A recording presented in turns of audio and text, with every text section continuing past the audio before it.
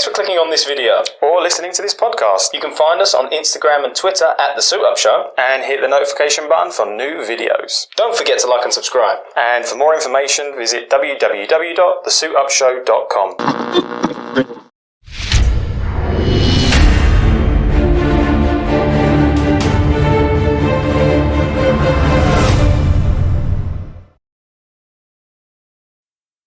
Hello people of the multiverse, I am one of your hosts James, aka Quantum Cosplay. And I'm Tim, aka UK Grayson, and welcome back to Suit Up the Cosplay Show. Yes, welcome back. I know what you're thinking. What do you mean welcome back? What is this? Where have you even been? One a year? Welcome back to the most intermittent and non-consistent podcast on the internet. Yeah, but it's, you know, it's like a terrible relationship. You're back, aren't you, for more, you harlot. You dirty witch. I so moderated what I was going to say. I was like, it's the first few seconds of the video. Because we stopped bleeping as well, because the editing was just too much. Yeah. But in all seriousness, welcome back, guys. It has been forever. And we're just going to quickly address some housekeeping. The housekeeping, the elephant in the room. It's a private joke.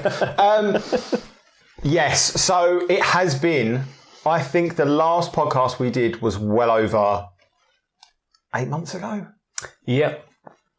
Yeah, definitely, yeah.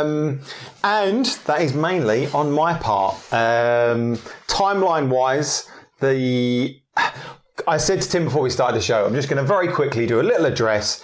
I also hate doing this, though, because it's kind of like the dog ate my homework. Because every time we do a podcast, we're like, we've been so long. We're bad anyway, but this is double bad in terms of consistency. Well, end of last year, we did, because we just got going, we did an episode with Kiefer Multiple Jacks. We did an episode with Michael G. And then basically last half of last year, I would say, last few months of last year, I had an absolute kicker, absolute stonking time. Life-wise, I must have pissed off some sort of Norse god or something. But without getting too la-di-da about it, I had close member of family go into hospital, close member of family have a large surgery, second close member of family have a large surgery, which then required me to look after both said family members. Then washing machine flooded my kitchen, then my car blew up while I was driving it, and then I lost my job. So, just in a quick nutshell, podcasting and cosplay has been on the bottom of the rung for me. Yeah, and I will say as well, for like what's happened there is you're London based, you had to travel somewhere else to one of those things to sort it out. There was a lot of shit going on, and but I don't want to go about it too much, mainly because life happens, life be life in. Life was life in for a good 6 months for me. Could have been worse. Everyone's got their health, everyone's fine, we're all good. It's all sorted. But in terms of addressing the even more so extended period that we've not been about for, and especially me, I've like not been. I can't remember the last time I was at a con.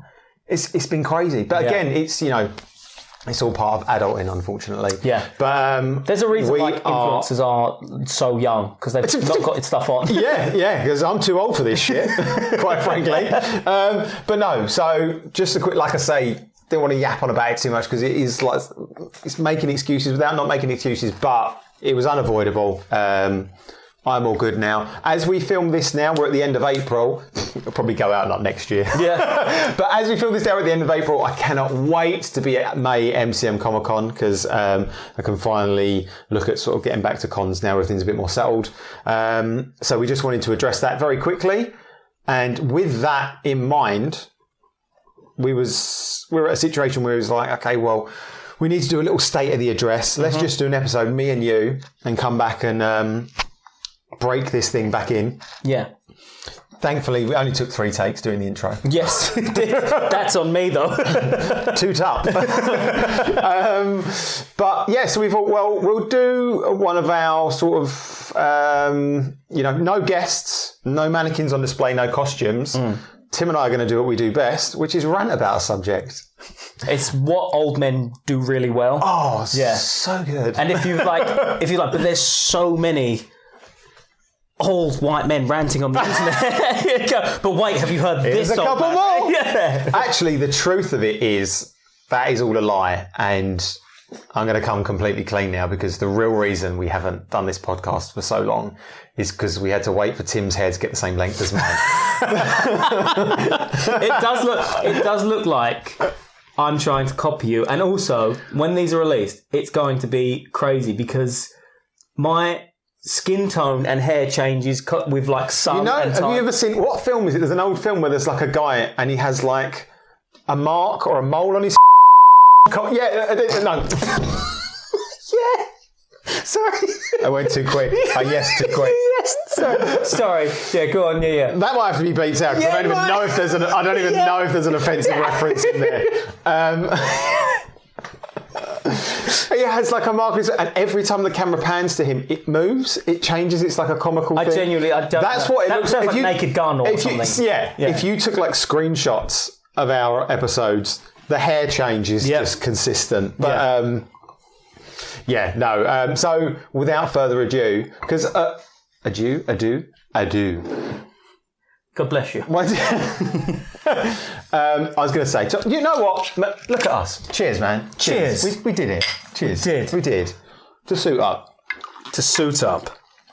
And no matter what you think, it never going away. It just will not fucking leave. It's like a rash. You can go to the doctor for it, but it's going to keep coming back. It's going to keep coming back. With that, talking about that, we're going to rant. Oh, we're going to discuss. But There's definitely going to be some ranting, at least I know from my end. But one thing that people always said to me about previous episodes was how much people loved when we tore Wonder Woman 84 a new one. Mm-hmm. It's so funny. Yes. This show is all about cosplayers, but cosplayers like a moan. Well, and so we was... but I also think in terms of cosplay now, it's far more a pop culture thing than it was just a hobby in terms of it's still very much it's just a hobby, but it is very linked to pop culture these days. You cannot get around that. Whereas before I think it was a little bit more underground. Yeah, definitely. And well, I think it's going the other way now though, because I think the Marvel explosion. I mean, now you go to con, I don't recognise. It's a lot of anime? I would say anime influence, yeah, definitely. I will say as well, and we'll come to this, is that I really have a lot of apathy for a lot of superhero things being released. Well, so that's what I was just going to say, that as we were thinking about what to talk about, the last big thing that came out, and this was last year, this was a long while back now, but was Superman 2025. It was 2025, wasn't it? Yeah, God, my calendar is all out of sync. But yeah, I mean, it's been one hell of a dry spell. You could have said spout. People would have. You said it with such confidence. It's a dry spell. Yeah. Yeah, I think a lot of people that enjoyed the big Marvel explosion, which is like the renaissance of like comic book films, they're kind of itching for more stuff, but nothing seems to fill the void. It's at a real lull at the moment. I'll come. You know what? I'm going to come to it when it's appropriate. But yeah, it's. But so Superman. I think maybe we should start off what's good before we go in. Well, I was just going to say, Superman for me is, history-wise for me, it's one of the most nearest and dearest characters you got to me into Superman. Yeah. That gives me no authority over him. because a lot of people, I hate when people talk about that and they're like, oh, I love this character so much, and blah, blah, blah. And it's usually then a tee up for them being like, not my blah, blah, blah. Yeah. You know? And it's like, but when I do it, it's different. Yeah, exactly, yeah. Yeah. My opinion counts more. Because when this film came out, you and I were very much, this was back when we were podcasting, but I didn't want to talk about it because it was too... When this film came out, people, it was well accepted. It was generally across the board well accepted. Even in our group, as we went and you have showed me what to read about Superman, how to inform myself about Superman in comics form, of our group, we didn't like it. Our friends who perhaps didn't know much about Superman enjoyed themselves. Mm-hmm. Like, not like, oh, it's amazing, but no, we enjoyed ourselves. So there was perhaps... But I remember after it came out, as you say, we went and saw it, group of friends. I would say across the board, most reactions I saw on social media were really positive. On social media, particularly, it was you couldn't avoid it. They were advertised. I'm also going to bring up something about that. But yeah. Well, yeah, that's people getting paid and going to events and being like, "Wasn't it great?" Yeah. Because I hated this film. I'm going to throw it out there. I feel like we have to do this every time we talk about something.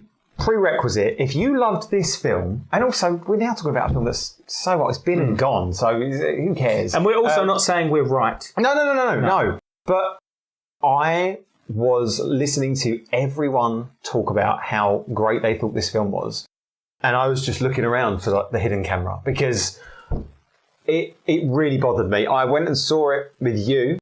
I then went and saw it again the following day on my own, just to clarify.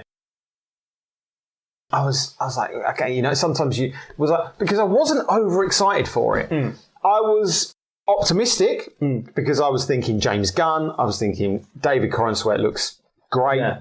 Him as a human being. And I think when I talk about things that I really liked about it, I'm going to bring him into that. Yeah. Oh, absolutely, yeah. The cast in general, Nicholas Hoult, everyone was. They themselves were great. Yes. James Gunn, Guardians of the Galaxy, I think are three, trilogy-wise, is probably one of the strongest. I know you're not. And this I disagree with you on the third. I'm not so mad about the third, but in terms of the first two, especially not knowing about Guardians and watching it, being like, oh my god, this is amazing. But but it's a strong. Even if you don't one of the, I mean, compared to other trilogies in the MCU, and. If I may as well, I don't think you've seen it. No, you may not. How dare you? I will say, and this is the sidebar to Guardians and only talking about this, it's very reminiscent of their banter, their back and forth of Firefly. I know you've never seen Firefly, but Nathan Fillion was like the main... Well, not the main. Talking about Guardians specifically. I'm talking about Guardians. Yeah. Nathan Fillion, who appears a lot in James Gunn's work still. Yeah, and this. Yes. And Green Lantern. He was the main. And I love Nathan Fillion. Oh, he's amazing. He's amazing. But it's very, as the kids say, Firefly coded Guardians to me. It's very Firefly coded. And it's that cold space thing he does very well. I wasn't sure it translated to. Superman is one of the... No, not at all. No. But that's what I was saying. Before going into Superman, I was optimistic just from Gunn and what he'd done with Guardians and that whole general vibe.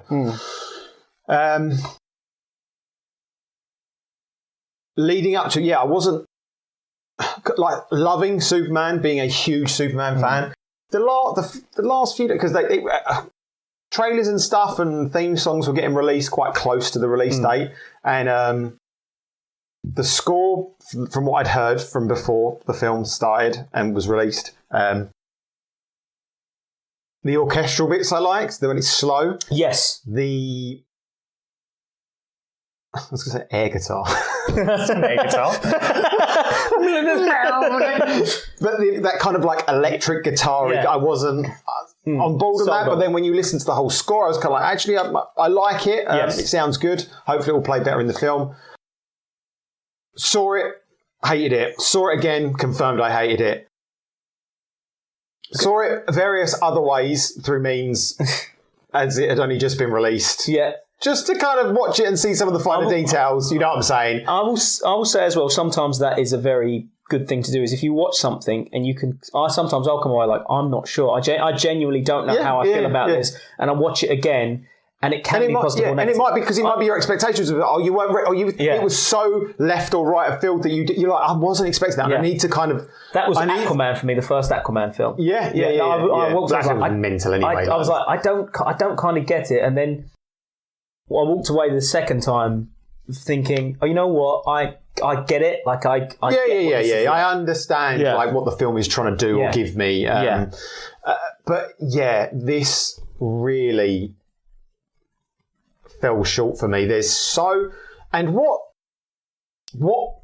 I like about it, this is the problem for me. What I liked about it was so overshadowed by stuff that I just thought was terrible. Yes. And I think that's best put on show in the scene where Lois and Clark are, like an early scene when they're having the mock interview.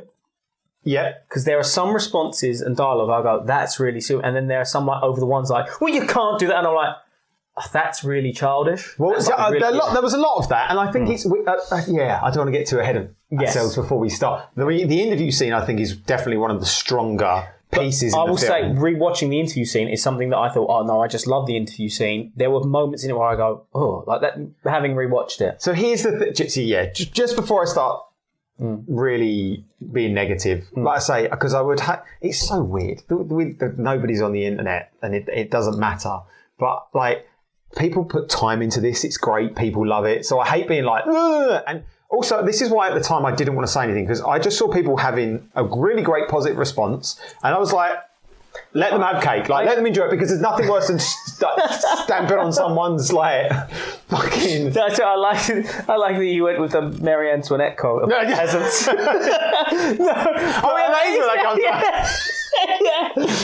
I would say, in defence of like us effectively going to be shitting on a lot of the elements, it's not in a way of like, oh, that's just shit and stupid. It's because, well, I feel it's stupid because of this. Yeah, but do you know what I mean? I hate like talking like I'm speaking with as authority. If we know. We don't have any authority on anything. More James Gunn shit. No, James Gunn, amazing. No. Everyone in it is amazing. Everyone in it worked hard. And you can see, and if you loved it, you loved it, and good for you.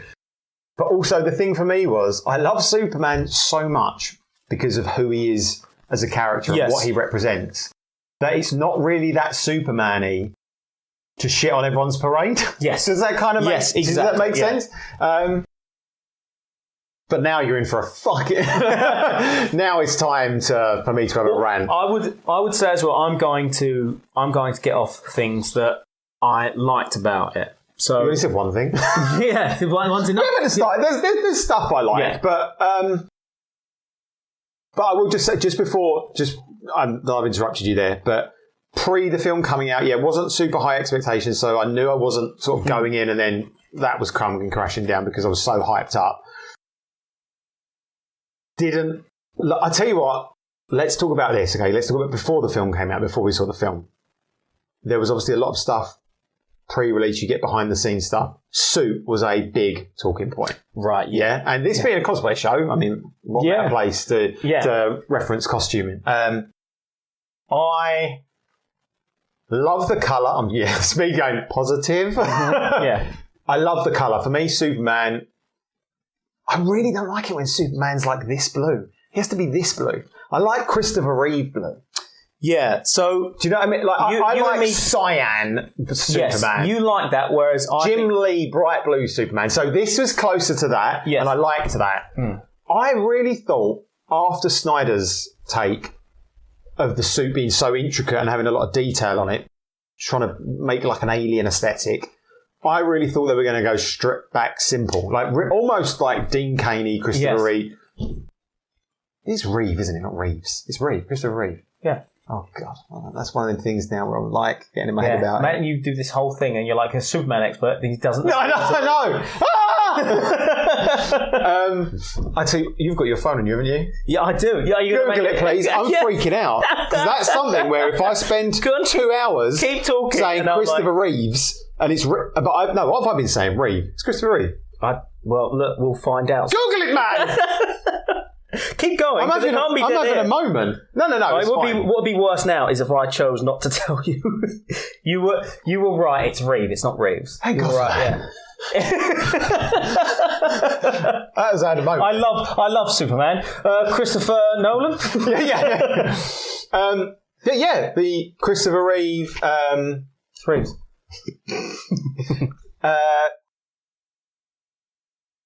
Like Christopher Reeve, Dean Cain. Yes. Literally, your mum could have made this for you, right? Yes. Okay, because there's a lot of mythology around and I like it I love it in film when they give history to the outfits, right? Okay, well, I want to try and avoid going between Snyder and this, but it was the last iteration, so you kind of automatically go towards it. But you get the Snyder bros. Oh, look, we love Snyder to death, but we're also not those like. I would say You could count me as a Snyder bro in terms of if you're not out there on the internet making comments being toxic, but which is a lot of misrepresentation anyway. And I will also point out when I'm like, this isn't any good, like Rebel Moon, for instance. Yeah. When I go, that was the first time when people ever talked about, slow-mo, substance, style over substance. And I was like, what are you talking about? This exists in this world. I don't mind that films have a certain colour to it. I like that it's... And then I watched that and I was like, okay, all right. What the? But the costume, So, love the colour. Hated the... Behind the scenes, it looked... A lot of people were saying about the bagginess. There's creases in it. And I do think that doesn't come across in the film as much. No. You can see it's... The way it fits him isn't super tight.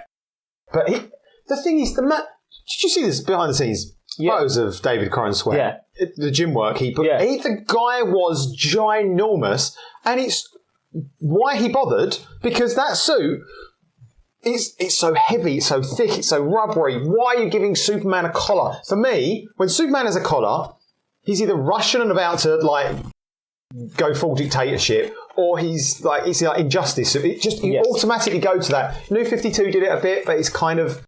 It's weird, and then the cape comes here and just sit authoritarian. Exactly. And so didn't like that, but obviously that's before you've seen the film. And I don't think it plays better in the film. I will say on the outfit's behalf, and what is a very, very through line for this is the suit looks far better on Supergirl. So it looks like, and this is, I don't know this, it looks like they came up with Supergirl's outfit and they were like, okay, make it similar, because one of the things you always want to get, especially for superheroes, I think you want to get that kind of superhero physique, that look. Now, the trunks on that and the belt sat exactly where his waist were supposed to give him a V. Yeah, I know. So instead he looks... I can get Superman trunks, don't get me started. I will get... it depends on how big, wide, thin and high they sit. It's like, you go back and look at Brandon Routh in Superman Returns. Yes. He's got tiny little skinny... you're like...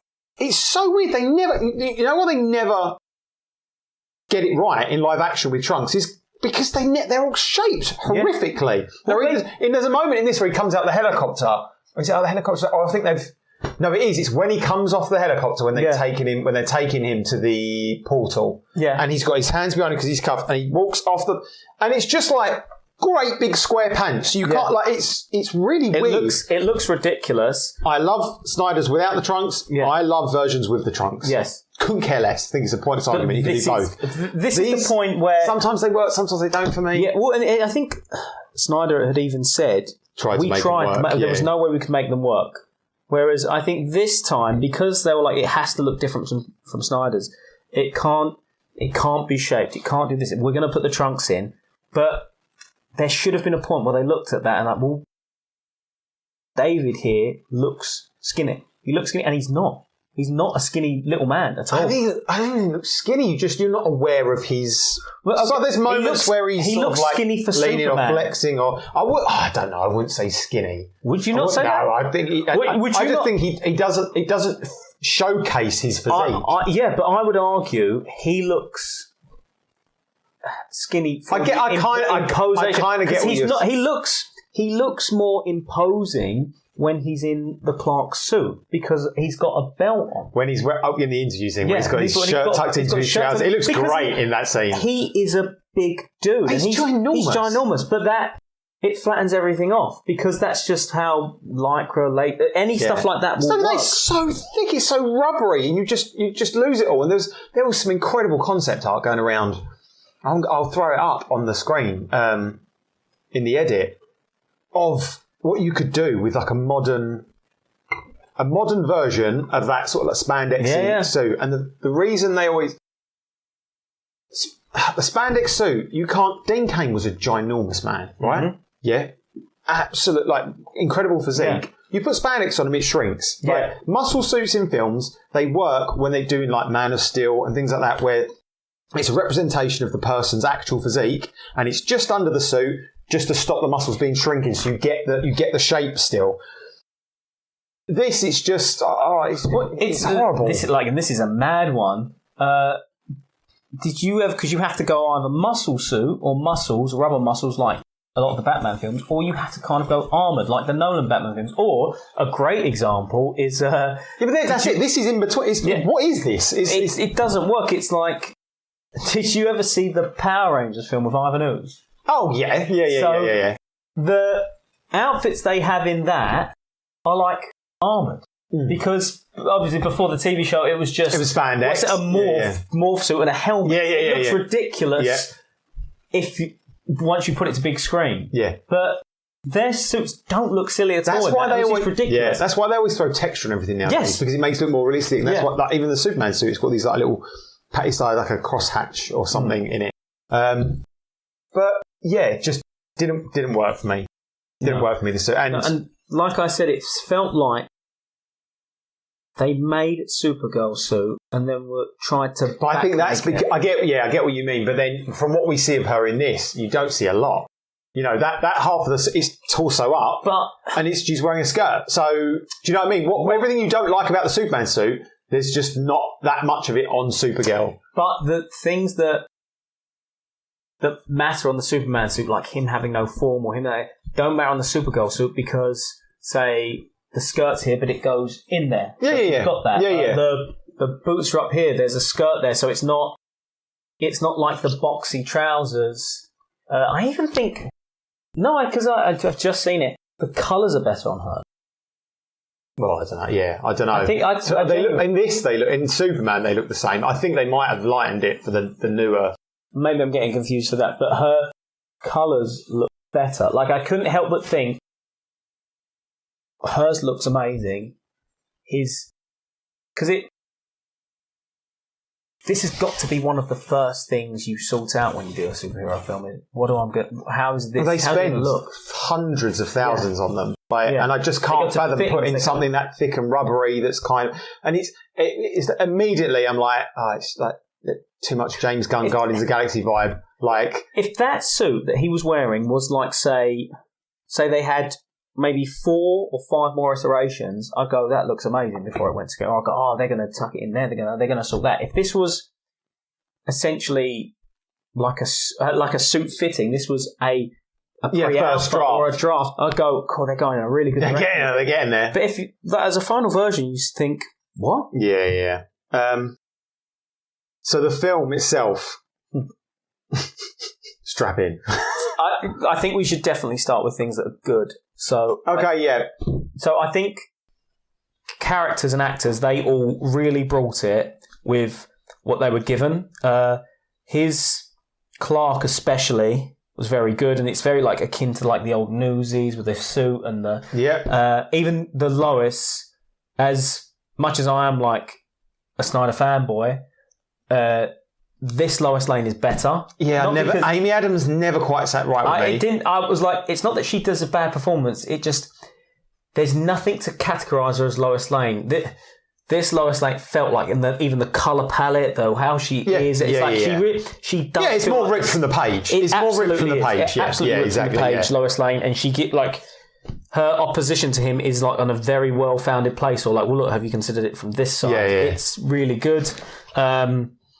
Nicholas Hoult Luther is really, really good. There's a moment in there which I'm like... Aside from his motivations, he's really, really good. Continue. Yes, yeah. But we'll come to it. But I'm trying to pick out moments where I'm like, oh, that's really good. So the moment where he blow someone's head off. Like the moment he shoots someone, and I was like, I thought I'd get more out of that, and he so casually and callously is like, I'm going to bring someone else. Like he doesn't. It's not even he acknowledges it as a thing. I liked that. Yeah, it was one of the things that I liked in the film the first time round. The second time, I've seen this film like 8 times. I bought it to watch it after it came out. We watched it this morning. It was something that really bothered me the second time round. Really? Because it's... Let me hold off on it, because the whole Luther thing, I need to get into that. But I liked... So you get the opening crawl. You get the Yes. The description at the beginning, the exposition. Yeah, exactly. Meta-humans, 300 centuries ago, Krypton explodes, raised 3 hours ago, 3 minutes ago, boom, we're there. Superman loses his first battle for the first time. Arctic, love it. Fortress, love it. Yes, the crystals, love it. And I love the fact it's a mixture of... Because it's weird when the fortress is... look, Smallville, till the day I die. Mm-hmm. But it is kind of weird when it's just crystals. Yeah. It doesn't make sense. It's like, what the fuck? How does any of this work? It's always someone pulling a crystal out and putting a crystal back in and saying... And they had moments in that show where stuff just had to like... and appear or whatever. And it's like... I like it. I like the aesthetic because it's so unique and it's so tied to, especially the Christopher Reeve era where it came from. But this, I also like the sciencey Superman. You know, there was a lot of talk before when this film came out about it being like All-Star Superman, which it is not. It is a disgrace to say this film is like All-Star Superman. Yeah. But I get, I get why they were trying to. Yes. It's like, it's just so bizarre and stuff so. The word I'm going to use a lot, and this is silly, because so much of this stuff is, isn't it silly? Yes. Oh, isn't that silly? Yes. Oh, isn't that silly? That's silly, isn't it? And there's this silly... And I'm sitting there thinking, what am I watching? Like, and that's real shame as well, is they have Alan Tudyk, another Firefly alumni, as the robot, which Gary. Brilliant. Go on, sorry. Well, so Alan Tudyk, for some reason, a great actor, but for some reason can really pull off robots with emotion. He's been Sonny from My Robot. Yeah. He's been KSO. I did not murder him. He's been KSO from Star Wars. Yeah. Now like Gary, but he's also he's hilarious. He can do dramatic. He's really, really good. Yes. And you just sit there and I think, oh God, he's really good. There's him, Nathan Fillion. There's a few people in that I know can hold it, but there's just so many parts that you're right, just get silly to the point where can't we have serious superhero films? Okay, so on that moment, because you've teed up something that I kind of wanted to, that's a big thing for me. There's a lot of talk about when this film came out, people were seeing it, and when then they were kissing ass on social media. Yes. It's just like the animated series. It's just like the animated series. It's like the animated series. That's bullshit. It's like the animated series, and it's like watching a cartoon. Yes. Right. I have to preempt all this, okay? Because I watched this and I'm like, this is like a children's film. Wait. Superman should be for children, right? Because you get into this weird thing where we're now all kind of, our generation has grown up and they've taken all the stuff we loved as superheroes, and as it's evolved, it is kind of tailored to an older audience. But it should absolutely be for kids. Yes. But that's also where Marvel and Warner Brothers, you have a lot of the animated stuff and the younger shows and things like that tailor to them. Yeah. And then where this becomes... So you could turn around and say, well, yeah, no, it absolutely should be for kids. It absolutely should be. This film struggles in wanting to have it a lot of ways. Yes. It wants to be for kids, but it also wants to be dark. Not dark, but like in its dark moments... It can only do so much. Like Lex Luthor in this. This man is evil, yeah. The gunshot, the thing like that. Yeah. When he throws a pencil at Eve Tessmacher. Yeah. And it's like, and it's like, this Lex would just have her killed. Like, the Lex that you kind of know. There's moments where it doesn't want to. There's not that there should be blood but do you know what I mean?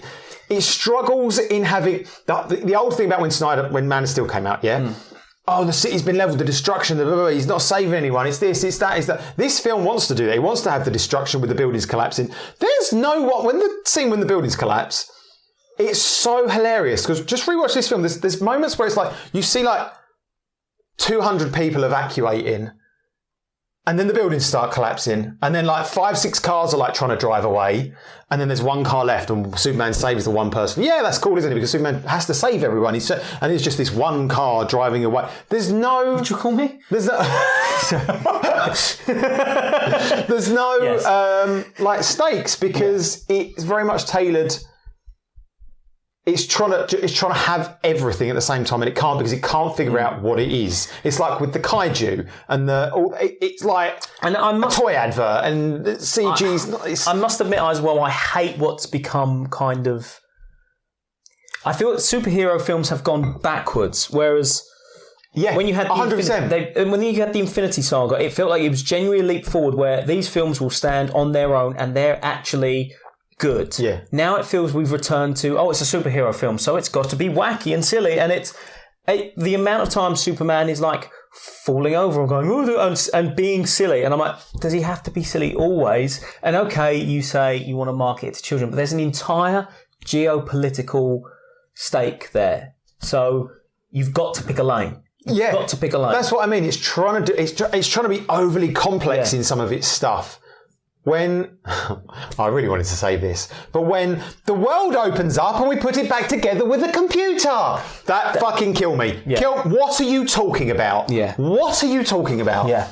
And we'll get into this more, but it's like, it's all that sort of plot stuff. Like you say, there's this whole thing where this Baravia and Jampur, and there's, like you say, it's a whole like political thing, which when the film came out, everyone was like, oh, it's Russia-Ukraine, which it wasn't, because it had fucking filmed before that even started, but people just can't help but try and imprint on stuff. But this is my point, right? The Marvel Renaissance, you could even say the Star Wars films.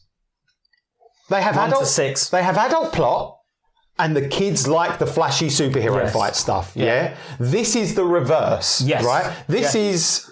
Oh, well, I'm just sitting there thinking I'm watching a kids' film. I'm not the Flash. I'm the reverse. It's just, which does not work. No, it doesn't at all. No, because it's kind of like old school cartoons where they're absolutely tailored to children, but occasionally there will be an adult joke thrown in that was it goes over the kids' heads. Goes over the kids' heads, and adults can go, but this is the reverse of. You want to have the geopolitical and adult themes, which you absolutely go into, but then have the silly. Everything is half-assed. Everything is not. It's not. It can't decide if it wants to go. At least Snyder chose a lane and went for it, whether you liked it or not. Yeah, and this is kind of on the fence about everything it does. So. Yes, Superman should be for kids. I don't want to be like a fucking like someone in my late 30s being like, this Superman film wasn't grown up enough. Because but that excuse doesn't stand when billions and billions of dollars have been made from Marvel literally tailoring a whole generation of storytelling and audience and action and epic fucking huge scale storytelling at adults, and the kids love it because it's the characters and the colours, and that you follow along in the explosions and the action. This was just... It really should... Like I said, it really took away from me that I'm just watching a cartoon at this point. And I disagree in a good cartoon, because I even remember, and there's always a hint of nostalgia, but cartoons used to tackle things that were adult issues, but in a way that could be, palatable to children. And that's not an easy thing to do, but there was definitely a lane from that, and it's been done before. This is really out of order. If you can't manage that as writers, then you shouldn't be doing it. Okay, so here's the thing. This is a huge thing for me, right? Superman himself you have stripped him down so much on his power level and capability to make it more accessible and to write an easier story. Yes. Because the amazing thing about Superman, he can do and be anything, right? Mm-hmm. And he can overcome anything, and so it's all about hope with Superman. And okay, good stuff, right? The speech at the end where Superman says to Luthor, you know, like. So I'll even get to you on that. I like the speech. That's what that's what I would from the whole film. The whole film should have been that. But I don't like how emotional he's about it. Well, I think at that moment, okay, let me sidebar then, right? A big problem with Superman is, over the years, people have always been like, he's boring. It's always the immediate, he's boring. Because he can do anything and he's over, blah, blah, blah, yeah, blah. I think the unfortunate thing is he's got the Captain America kind of aura. Yeah, and that would have worked before Chris Evans, Steve Rogers, right? Yeah, but also, because that's all you had to fucking do. Yeah. All you had to fucking do was make Superman Captain America. Yeah. Chris Evans, Captain America. I will say it's perhaps easier because Captain America has to overcome things. Even though he is a super soldier, he's not like the most powerful. So he has to. Do you know what I mean? But you just scale that up. You have to scale that up to Superman's level, right? Yeah. You don't bring him down to where the first. Okay, so we go through it. Beginning of the film, Fortress, bang, love it, bang. Oh, good, the dog's here. Fuck off. Cannot stand it. As someone who's an animal person, I fuck it. Like, all that said to me was the entire time I was like, James Gunn is a terrible dog owner because he's like one of those people who has allegedly like one of those people, and you know what, this goes the same for fucking kids as well. If you've got like a child or an animal you can't control, and you're like, oh, what's he like? I was just playing, and it's like, okay, but we're out in fucking public now, so sort it out. So do you know what I mean? But that's the thing. In interviews and stuff, the season it's like, that was my dog, and he was just so like, and I'm like, Ace, I don't care. Yeah. This is a fucking nightmare. Yeah, and then when your whole one of the big moments is the film when. At the end, Superman's like, Brain Bruce Brawn, and he whistles and laughs because he realises that Lex is watching through the cameras with Ultraman. Oh, we've got so much to get to, man. This could be a long podcast. Yeah. And Krypto comes, but he's not listened to the whole film. So it's like, and he's like, get the toy. And he gets the toy. And fucking hate the dog. Also, it's weird. That's not what Krypto looks like. No, Krypto should be like a big, like a white Alsatian or like a... It's like a fucking Jon Snow's direwolf, right? It's but it's very like... It's very noble but pleasant. But isn't it silly? Yeah, it's a fucking little white crusty dog. So anyway, right. So I hate that. Yeah. So we go through and we get okay, and then Superman flies back to Metropolis, boom, to fight. This is what I'm talking about, powering him down. Immediately, I am watching Lex Luthor call out numbered fight maneuvers. 5A, 2B. He's watching Superman from a tower. I can only imagine how tiny they must have looked. Right? They're watching. Yeah, they've got cameras and stuff. Right, okay. He's calling. I can't figure out if it's being relayed to Ultraman or if they're inputting it. Yes. If they're inputting it, okay. But he's still having to relay that. This Superman is so slow and depowered that he can't counter a counter from someone that's watching him fight. What the fuck? And it says in the reader for 3 years. He's been doing this for 3 years. And who's this, really? Well, Lex, it's almost like Superman's every move. Yes, he's great. Like, well, he does. He's been studying it for over 3 years, and he's made 1,500 combinations. In the fucking Guess Who board control room, where we're all. What is happening, right? Yeah. And some of the acting in that control room, when it's through the whole film, there's like slow motion, but when they're like, what's happening? Like when everything's going wrong at the end, it's like, oh, Gary, I told you, and they're like, it's they're getting all frustrated. It's so caricature. I'm like, none of these people exist, and that's the problem with this version of like James Gunn and the whole DC thing. It's like he's Peacemaker, right? I watch it and I'm sitting there going, none of these fucking people. This isn't, and I don't want realism in like he has to be like fucking Rob Pattinson's Batman. It's all dark and gritty, right? Or realism in that Superman can't fly because of gravity. Like, I just want a bit of common sense realism. So I will say, in like defense of Peacemaker, his character, his team. Season 1 good, season 2 fucking horrific. I haven't seen season 2. Yeah, season 1 though, that team and the Peacemaker, it feels like all these people are the bottom of the barrel, and the government's like, yeah, do something with it. It doesn't matter if this wins it because nobody cares about you. So I can imagine all these people. It works in season 1. Yeah. In season 2, you're like, they're just part of the government. I'm like, what? How are any of these people functioning as like fucking operatives? Yeah. What the fuck are you doing? Like,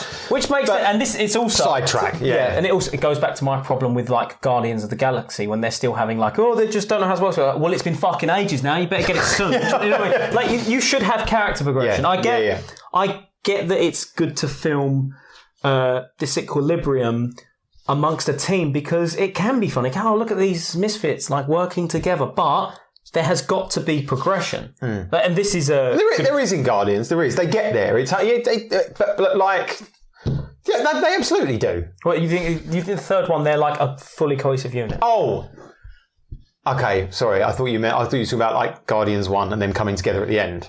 You mean over the whole? Yes. Yeah, but it's kind of their shtick, isn't it? That's the problem. But they're not supposed to be. I get. This is like a greater problem I have with. What they did to Thor after Ragnarok is they put him back. And it's no. Character progression. Yeah. And it's like, oh, but you know what's funny? Goats. And it's like, no. Love and Thunder. There should be progression here. Anyway, to try and go back there, the reason it's so unpalatable in that control room is Lex has no time for anyone. How the fuck did all you chuckleheads get in here? It's the most. Who are these? And they're there. I'll sidebar now and cut to the end of the film just to make my point on this. At the end, when Superman breaks through the window and and there's the big speech, which is fantastic. We'll get to his emotional bit. I think that's the bit where he should have been emotional as he was there. But there's the big speech and it's great, and then it comes on the TV. Like he basically defeats him, then it comes on the TV that Luthor was actually working with the Moravian government, and it's like, and they're all like, oh no, what do you fucking mean? You've been. Why are you here? You're his like henchman, and you're fine to kill. Like at the bit with the baseball stadium where they're fighting Superman, they're all like, yeah, when they're like killing Superman. It's like. While the world is splitting in half. I can't. We're going to need an hour on that. We are going to need Well, you mean the big hole with the black hole in the middle of it? The big hole that's just. Let's get to it. Because So I will say that the big exhale.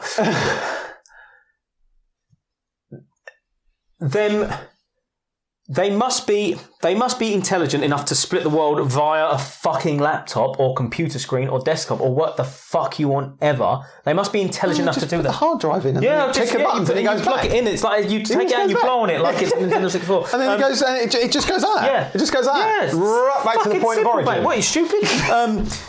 But so they warn him about it and then seem to forget, and also the speed and lack of at which that happens and doesn't happen. Oh my god!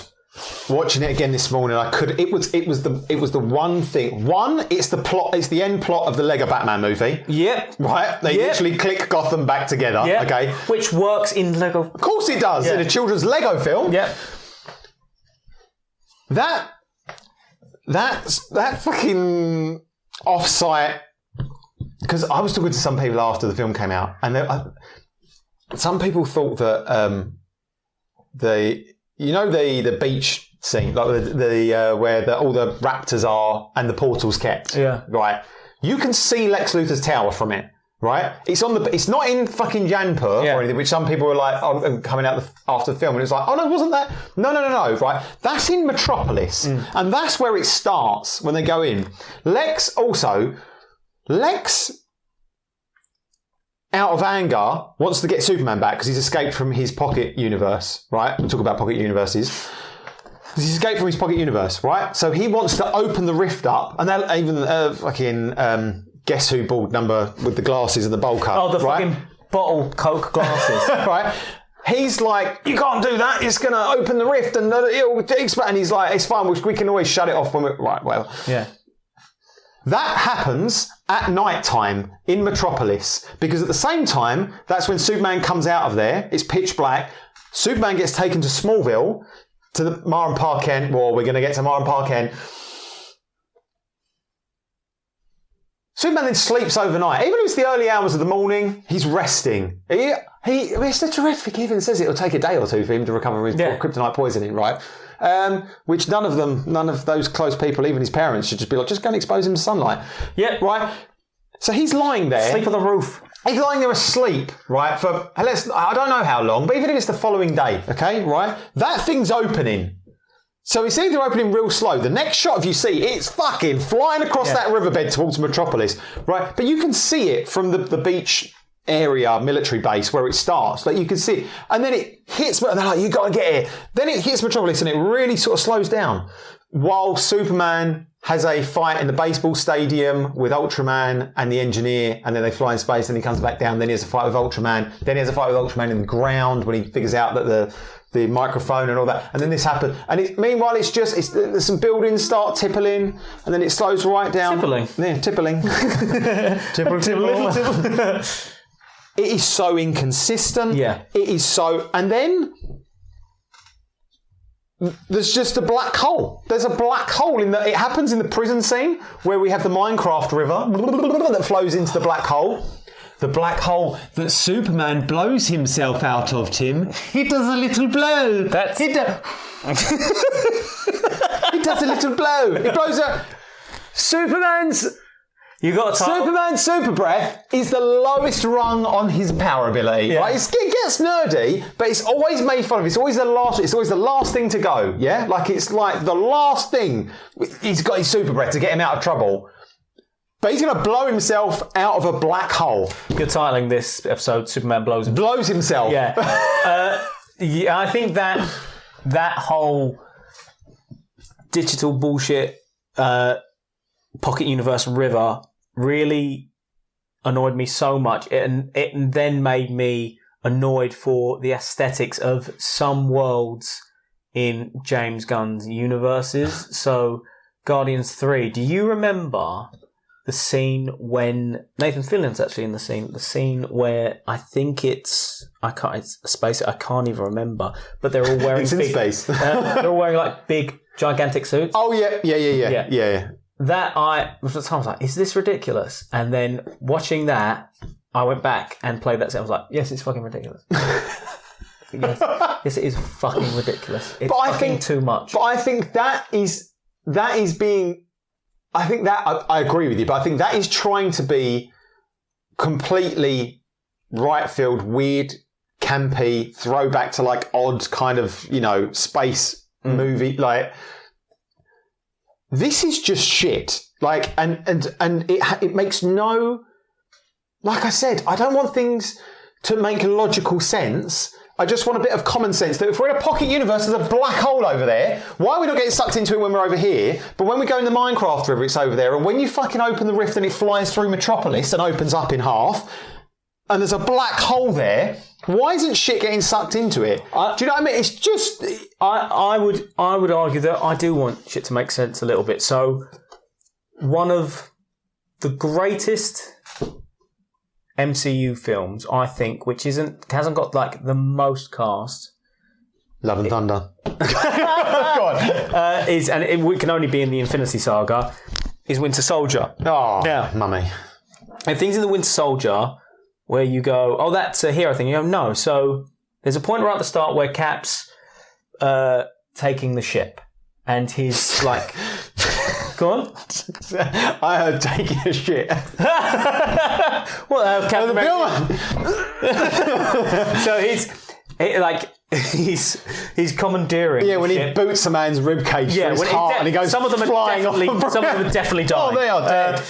But his squad that's not Black Widow, but the other squad members, they shoot all the other, like, I think they're terrorists, they're French mercenary terrorists. Yeah, they're pirates, aren't they? Yeah, they grapple them and shoot them through windows all at once. Yeah. That's a true thing that the Navy SEALs did on. Do you see the film Captain Phillips? Yeah. So they all at once shot all the pirates all at once through the windows. Yeah. So that's a real thing that's just translated. They also mention Operation Paperclip, which they said. Get your tinfoil hat off, boy. No, I know. After the Second World War, the Soviets and America courted all the like really good Nazi scientists to come to their countries and do that. I think even Warner von Braun, who was the head of the Nazi rocket program, was then head of NASA. Yeah. Like, it was a real thing that they just was like, oh, and this is how Hydra got into all these places. And they used that as inspiration. And and there's so many real world elements in this fantastical world that when you look at, there is credence, there's thing for that. I'd like that. Yeah. But so what I was saying with that, because then people will turn around and be like, yeah, but that's your gritty, grounded version. That's your Winter Soldier, yeah. And I get it, that is exactly what I'm saying. But with this, that's the realism just take Avengers 1. Yeah.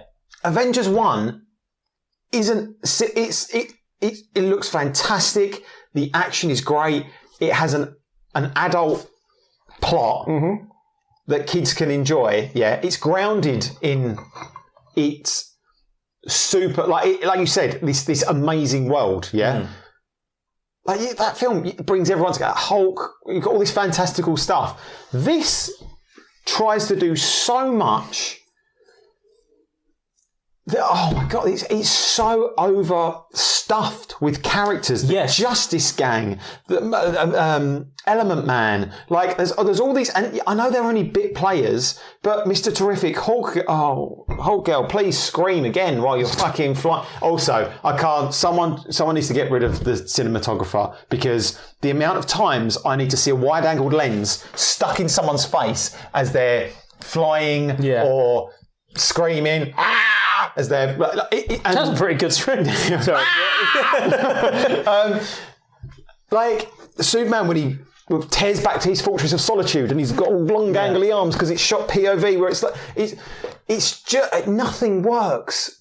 And I get it, for me nothing works. I'm sure some people loved it. And I will say as well, from me thinking that I feel like one thing's been worked out and then you've made other things work. So Mr. Terrific, right? I feel like his character was really worked out down to the costume. I feel like they really spent time on Mr. Terrific's character because he's the coolest person in a Superman film. Yeah. Which is... I'm goddamn Mr. Terrific. I'm goddamn Mr. Terrific. But the actor, brilliant job. He shouldn't be the best person in a Superman film. He should be like your fucking Mandalorian. Yes. It's like that's your character. You're like, what's a fucking Mandalorian? Who do I mean? You know what I mean? Fucking who's? You can't go. Who do I mean? Who do I mean? Who do I mean? Who's the guy that goes to the Scarlet Pit?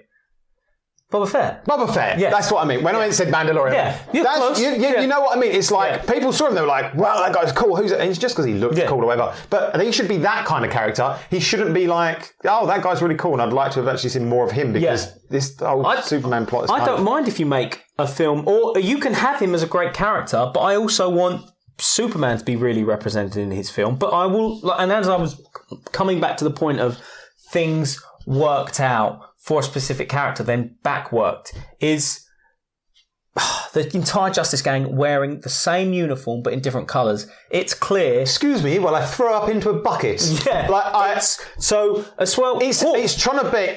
Again, stuffed into the. I'm really sorry to judge. It's stuffed into the. Oh yeah, this is Ted Cord, and he's actually put this Justice Gang together, and it's like a corporate sort of thing, and where you're trying to do too much. They don't fucking care. Like, bringing them together in that way.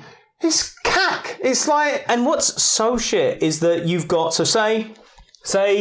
Well, that's Mr. Terrific's look. That outfit is Mr. Terrific's look because, he owns that the best. I say that's how he dressed. The only bad thing about Mr. Terrific is there's a couple of shots where they use a practical chair Yeah. that he can sit down and stand up in, and boy, there's moments where he's walking along looks like he's shit himself because he's wearing a practical, which obviously he can't just naturally walk in, and he's kind of like a little bit. But love the character, love the design. That fucking face mask That's is probably one of the best Dominic gorgeous I've ever seen. And you know what? Weird sidebar, real quick. When the eyes go white, but also, man, when he's flying those things. They're going different directions, so his eyes are like, again, I don't know how he's controlling them. Mr. Terrific. Man. Exactly. Yeah. Goddamn Mr. Terrific. But so let's say that costume, that whole set, that's his. Yeah. So now you've got Guy Gardner. Oh, just put me in the same Hulk thing. Hogan. Yeah, put me in the same thing. No, you've got a chance here to go, okay, this is how the Green Lantern Corps is going to look, kind of. Because How is that guy a Green Lantern? Oh. How is that guy a Green I get what you... if you've read the comics and you know Guy and you get his character, I get what they're doing. So Nathan Fillion is he can absolutely produce that character. But 100%. And there's moments. Yeah. There is moments when he squares up to Superman, he's like, make a move, Big Blue. Guy Gardner, 100%. Yeah. There's little tiny elements. But a lot of the time, he's just... Isn't it silly? Yeah. Isn't it silly? Well, there are 384 chicks that disagree with you or something. And there's the whole thing about the Justice Gang name and the... Justice? Yeah. Justice Gang. Yeah. Sorry, go on. And you can have the Green Lantern Corps, and now you can have Thanagar. You can have Thanagarian aesthetics. What is that Hawk? What is she? What is she? Yeah. I don't know, because she's just a quite annoying girl in a suit that screams every time she throws a punch. I don't get what... And I should be going, that character is so cool, I want to know more about her. I would say, perfect example, I could take shit for this, but Hawkman in Black Adam, right? There's enough backstory there, but he's more of a main character. But you see it. That's where they drop you into an existing world, and you're like, oh man, this fucking character is really cool, like kind of like and stuff. Her, I don't care about. I don't get. And she drops that. Oh, that fucking politician. Yeah. Oh my god, was it politician? The leader of. Yeah. It's the president, isn't he? The president of Moravia. Yeah. And the super sexy harem women. What is it with the word harem in this film as well? No one would have power. No, like the caricature levels are off the chart on that guy. Do you know what I mean? I'm like, I get. Yeah, all politicians are fucking idiots, and aren't they silly and stupid? But to this level, we're doing this in a film, like, and it's that should have been, because I would say that when she drops him. That is a real Thanagarian moment of, but it's played out, you won't kill me, and it's I'm not like Superman. He's chewing and I'm not like Superman, whereas she should have just dropped him like that. But I kind of feel that's I'm like, okay, so that's, hopefully that was going to be something we come back to with the whole sort of thing, some people kill and Superman doesn't, and... once again, we've had the whole thing of Superman strip all that shit out of there, like. Well, but we've had Superman at the start being questioned by Lois, like cross-examined, as she's like, "Well, no, look, this is the world stage. You've interfered with a war, and you have no jurisdiction. These are the questions people are going to ask. This is a situation you've caused, but now Hulk Hogan just kill him. Not just take him out to the death where it's like, oh, you've done wrong. He's like, Hulk Hogan just kill him, and apparently there's no ramifications. No. And they're an American." Syndicate, and I think the film was going for like, the Justice Gang won't get involved in that, but then at the end they realise that it's Superman. They should be with Superman, and so they go in. But it doesn't, and that is what I thought before. I thought it was going to be like, the Justice Gang are going to have a quite a big role, and they're going to butt heads with Superman because he's like, you do what's right, you know. Yeah, you do what's right. What's Vision's line to Steve Rogers? In which film? Like we don't leave people behind. We don't sacrifice. Do you know what I mean? When he's talking about God damn it, victory. No, I went straight to our very existence in Vice. Give me that White Vision conflict. We don't sacrifice lives, I think, is like we don't sacrifice lives. We don't trade off people. We don't trade lives, whatever. Something like that. I thought it was going to be like the Superman moral stance about good versus the Justice Gang's corporate thing. But it's just so watered down, and why is it even in there? I don't care. You're there to fight a silly kaiju which you've made to sell toys because even though the CGI, I try and find fault in the CGI, and I'm just like, it actually is okay. I just don't like it. It's too. Well, Once you know it's not real, we've crossed that threshold. Yeah. You know it's not real, but you can't. It's kind of what I was saying before about me. Is that our? No, it's not at all. No, that's cool. yeah. It's kind of about what me saying before. Like now, I'm not so hot on James Gunn's style. In some things, it really turns me off, and that's such a fucked up thing to say as someone who loves Snyder style, because that is only taste. That can only be taste. Yeah. I can't argue that is Good or taste. I can't argue that is good or bad. Yeah. You're saying it's like a stylistic. Yeah, it's a stylistic choice. I like it. People don't. Yeah, which is reverse what we're talking about. Yeah, but you can watch something and immediately be like, oh God, like I wasn't ever taken out of the fight because I felt it was unrealistic or stupid. I wasn't ever in the fight. Yeah, I wasn't even in there from the start. I was like, I know this is going to be stupid. Or even when he catches the monster, like puts it down gently, I'm like, it's very stupid. But then he like crawls out. I'm like, why did he fucking crawl out? Why couldn't you just pan down and he's just standing there? Like, and then he does his thing. Of like, I get what you're saying. That it's because I like everything silly? I like the moment. Why? I like him being. I like him being. I've just thought of saying that this is a tangent we can go on now, and this is to do with Superman's personality, right? And his character. And it's very much, I think, what you're getting at. Yeah.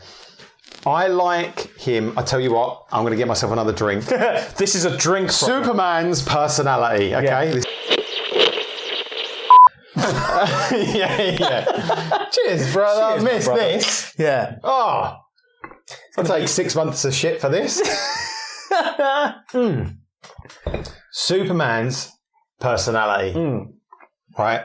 I love when they're fighting the kaiju and he's having the conversation of just that moment. He's like, I was trying to think about how to get rid of it without hurting it. He's like, maybe take it to an intergalactic zoo or something. That is Superman, right? Yes. And that's also All-Star Superman. You're dealing with like these wacky big characters in intergalactic zoo.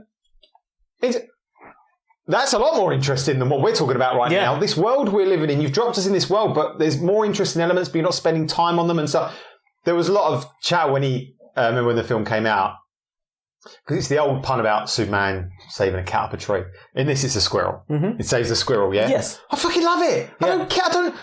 I'm not so enamoured with, like, Zack Snyder's world that I need Superman to snap that squirrel in half. Like, so I would say, I'm not saying he can't do stuff. No. He doesn't have to. Yeah. Yeah. But what I'm saying, that those moments are poignant moments. Is it just him saying, like, yes, like, yeah, and then. We'll come back to it, Superman's personality. But yeah, and then it is funny when Mr. Terrific's looking at him and he's like, go for the eyes! Because he's like, let's just fucking kill this thing. Like, come on. And they do. They kill it. Yeah. Like, there's conversation there to be had. But in terms of oh no, I was going to say about it. No, forget about it. I'll come back to Superman's personality. Oh shit! No. Sorry. No, because I thought I was going to go somewhere else from there. Yeah. Did a U-turn? Yeah, but his personality, the Superman problem has always been he's boring. Mm-hmm. I started saying this an hour and a half ago. Directors and writers' problems are they can never give Superman enough of a personality. Yes. He is always... Yes. Even in the animated series is a bit, Yes, he's that guy. He's just... Yeah. He's that guy, right? Yeah. He's just right, wrong, black, white, and that gets you so far in terms of storytelling. I think they've given him too much of a personality. Yes. Right? Yeah. The interview scene, let's talk about that because you brought that up. There are moments in that which I love, and then I do agree with you. Rewatching it for the fucking 9th time for this, you fucking welcome. There are moments where, and I had heard that stuff said about, he's so, childish or goes off or like, temper tantrum. Where I'm like, you're being a bit silly and goofy, and it's not coming across Christopher Reeve charming. No. It's coming across like nerdy Tobey Maguire Peter Parker. Yeah. Like it doesn't quite know what it is. You know, when he's looking for the button on the and he's like, where is it? Oh, you deal with it because he's so stressed or whatever. And he's like, the moment where he's like, because people were going to die. Yeah. Brilliant. Okay. Yes. Because they're getting frustrated. He's getting frustrated, and he's like, "That's why I did the right thing." Yeah. Because she is, and Lois is the smarter one. Yes. She's asking the right questions. Yes. And he is kind of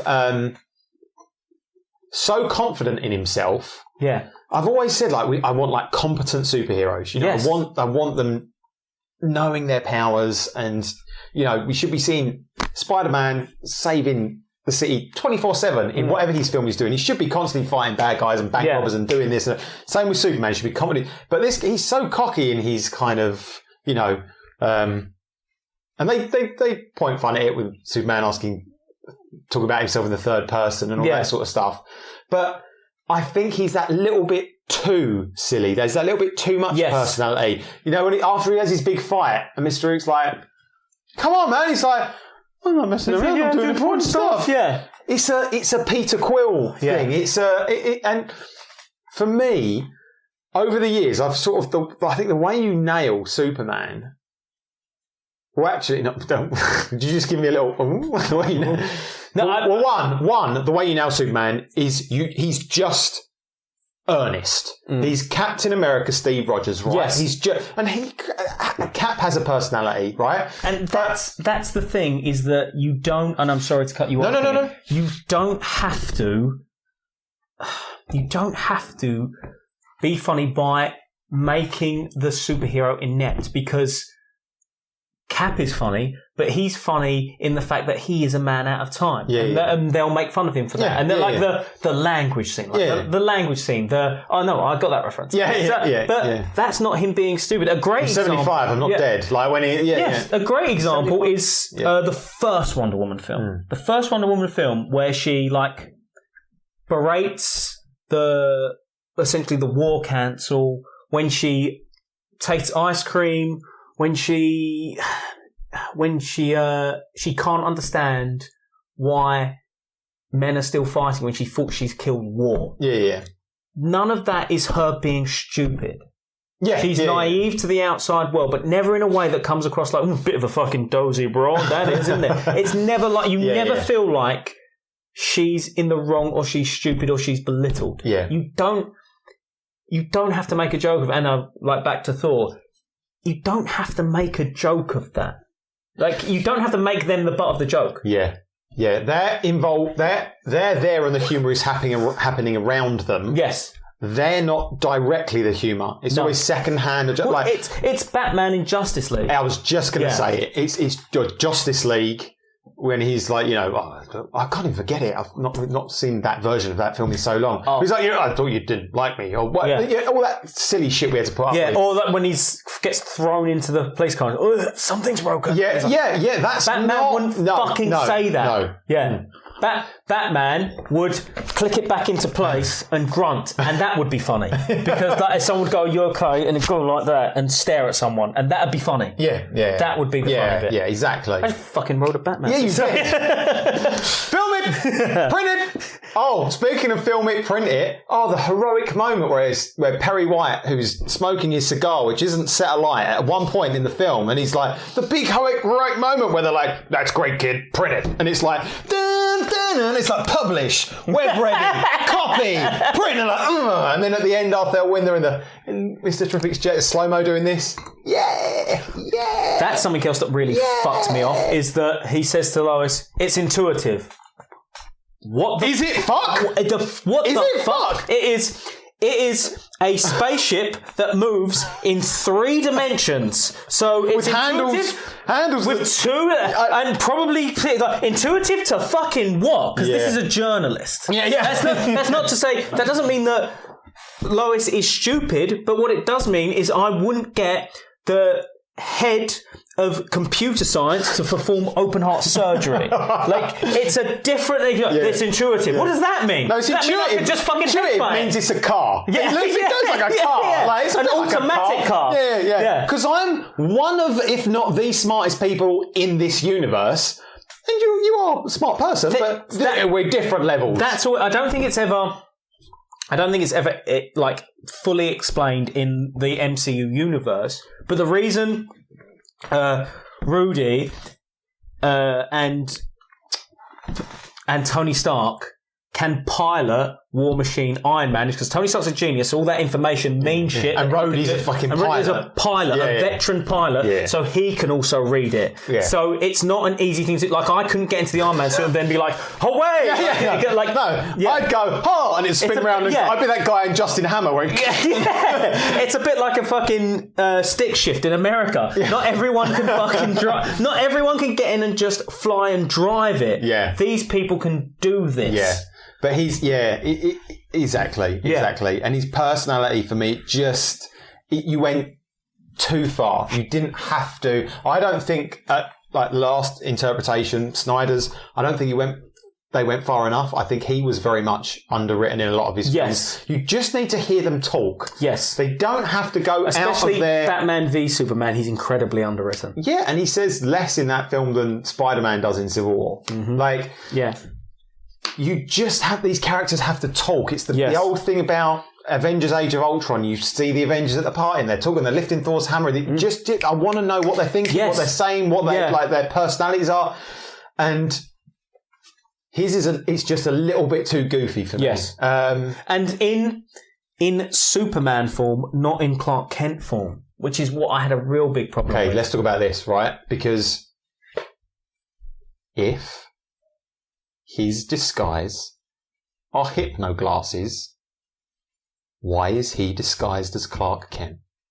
Why is he goofy Clark Kent at the Daily Planet? He could fucking rock up in his Superman outfit, wearing hypno glasses, and they go, Clark, why are you dressed as Superman? Like, it immediately falls apart. It's this shit, this is the stuff which in the cinema I'm just going, like, I liked it. His look, I liked it. Mm-hmm. Like, I get it. Like that.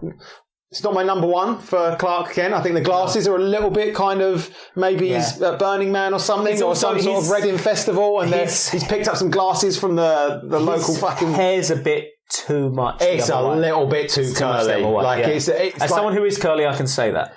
I don't know why they do it.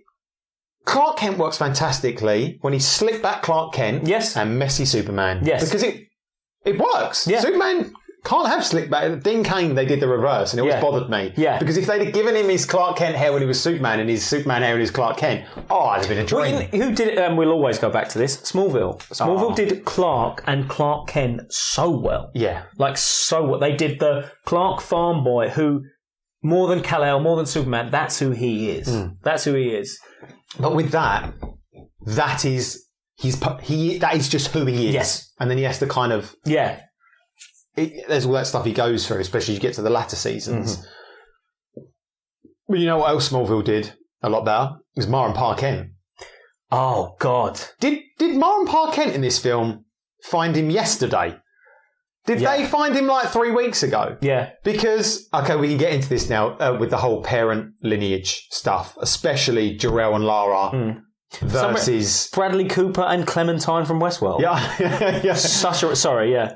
The language was cool. So I didn't mind the language, and also their dress. I think it's weird when Kryptonians are always speaking English. And I guess it's translated, but it's cool. Yeah, and the dress works great. Very, really like harking back. Very Jor-El and Lara. Yeah, I would as being Star Wars nerds, being Superman's nerds, much more you are than me. Seeing that, I was like, that's cool. Like, that's cool that they've included very cool. That. Yeah. And just the whole, the hologram and... As much as I like Snyder and the whole biological Krypton, I'm like, oh yeah, that's cool. I see where they've gone. Yeah, there's something nice about these people. They're almost they're the Pyramids conspiracy theorists' wet dream. Do you know how they're like almost put to you, like they're almost like Osiris. Standing there.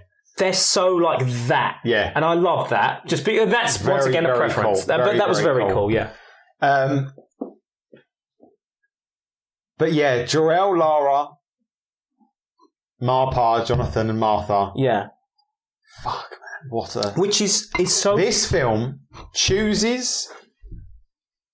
And it's funny because Snyder got like heat for it, being like, oh, Jor-El's the cool dad and Jonathan Kent's the boring dad and he dies because it's, you're not my real dad, all that sort of shit, which was forced into a very small part of the film. This is the same but in reverse. This is Superman. So we'll get to the Jor-El, Lara, Homelander of it all. You have made Superman everything he does, and the reason he is who he is. He literally even says at the moment in the film where he's sat with Pa Kent, he's like, everything I thought I was a lie, or I'm not who I thought I was because of Jor-El and Lara and the message. That's not Superman. No. Superman is Superman because that's who his personality is, because that's who Marlon Pa Kent raised him to be. One of the greatest examples in comics would be Red Sun. Because Superman didn't go to who you're Marlon raised Pa by. Kent. So this is what happens. But Superman, luckily, back to the whole Jesus like thing. It's like he was sent to the best people he could have been sent to. Like he was. There's even I fucking love the iteration in Smallville where it's actually like they chose specifically Martha because Jor-El had been to Earth before and he had met Hiram Kent, Jonathan Kent's grandfather. Oh fuck yeah, because you sit there and you think this person is a god. There's nothing anyone can do.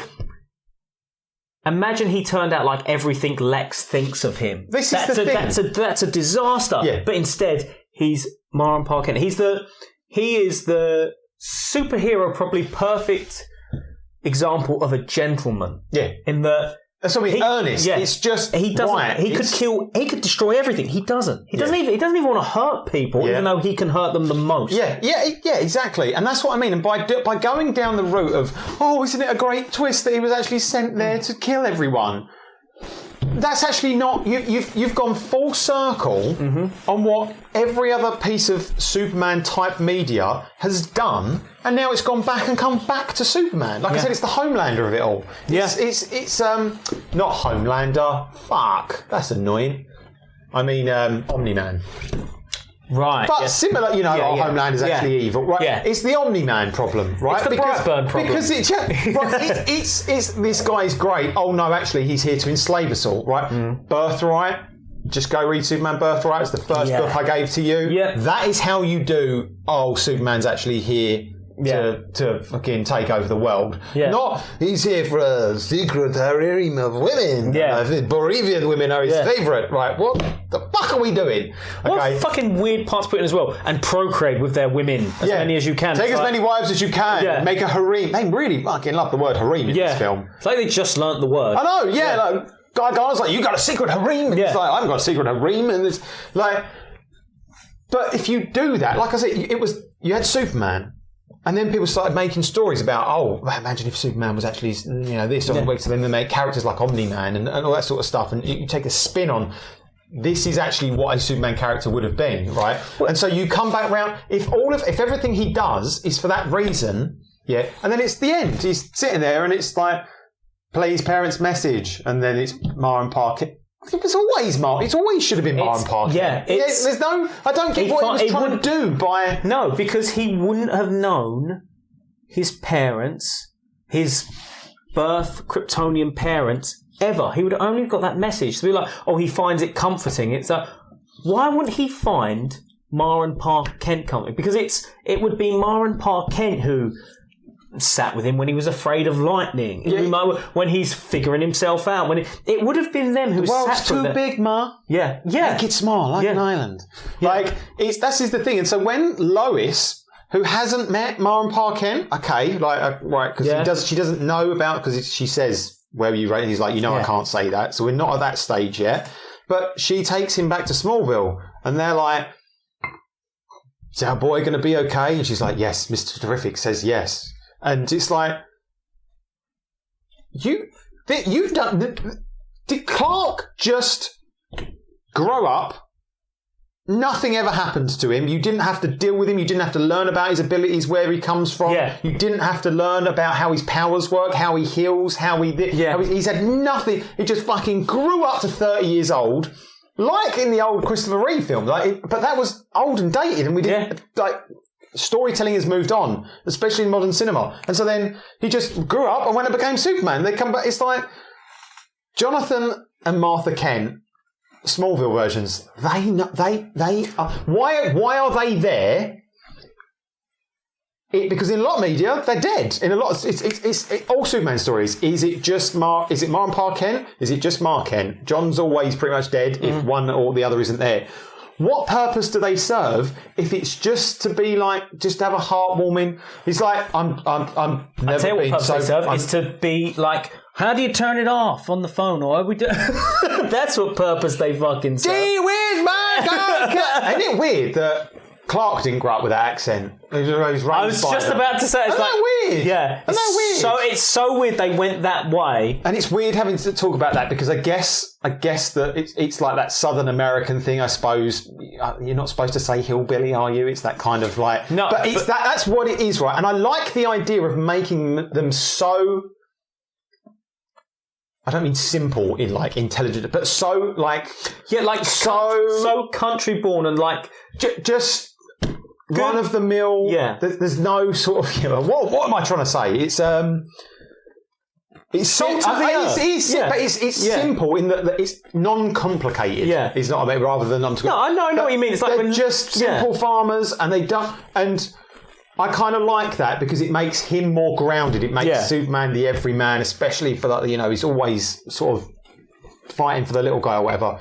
But what purpose do they serve if they've had no? What did they do with him up until... Yeah, and it's an easy fix. All you do is when Lois brings him there, she's worried, and Ma says, he always pulls through, darling, don't you worry. Yeah. Like, she grabs him and is like, that was best. Exactly. He's always okay. Print it!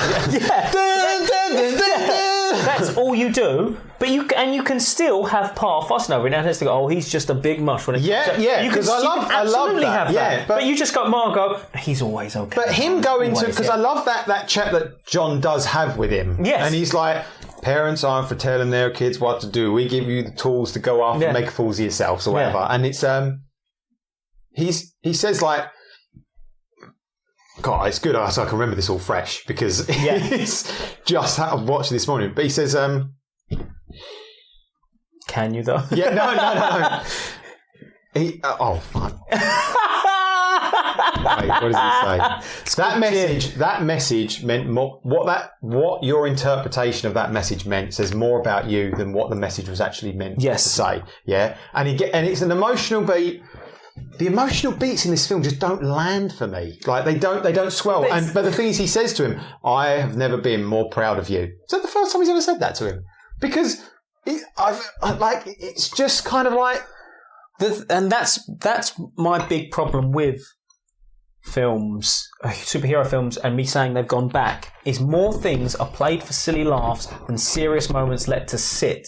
You know, I keep going back to it, and I'm sorry. It's the Infinity Saga. Let serious moments sit. Even films that perhaps people didn't like Thor's mother Freya's death, and when she's dead, and he like electrocutes. But it is a sad. And you get this feel like Odin, like being like, "What am I going to?" You feel that, and Thor just screaming and electrocuting. I can't remember his character's name, but Chris Evans' face like that, and it's this is perhaps worse than Odin because rather than the head of state or the person in charge being killed and secession, this is the heart being ripped out. There's nothing you can do about this. This is everyone's sad. Like everyone's sad. Everyone's heart has been ripped out. You don't get to have that moment in this film when you're trying to do everything else. You can't have the serious. That's like it's more effort put on I'm doing serious stuff. Like, I'm doing serious. It's exactly what you were saying. I'll come back to it now. What you were saying about the gunshot bit. yeah, it really like. And in the film, I was like, "Oh yeah, man, that's good." Because I think I agree with you in his reaction. He's like, "Oh, didn't expect that to last quite so long, right?" Lex in this film, okay. Because I think Nicholas Holt's performance is great. I like his posture, his character. I like the little touches, the fur coat when he goes into the fortress. It's very like harkens back to earlier iterations of stuff and Lex. And this Lex is so fucking genius level clever, right? He's probably the most intelligent screen Lex Luthor we've ever seen. Yes. Right? What does he want? Okay, because my initial thought, I'm like, how is Superman not dead? I'm like, how is Superman not dead? Right? Because that's what you want. But then there's parts of the film where it's like he's going to the government to ask permission to bring Superman in. Why is he asking permission from like the fucking Secretary of State or whatever to go and get Superman? This guy has built a pocket universe, okay? They know all about kryptonite. They know... kryptonite's another thing I want to talk about. I don't know if we'll have time.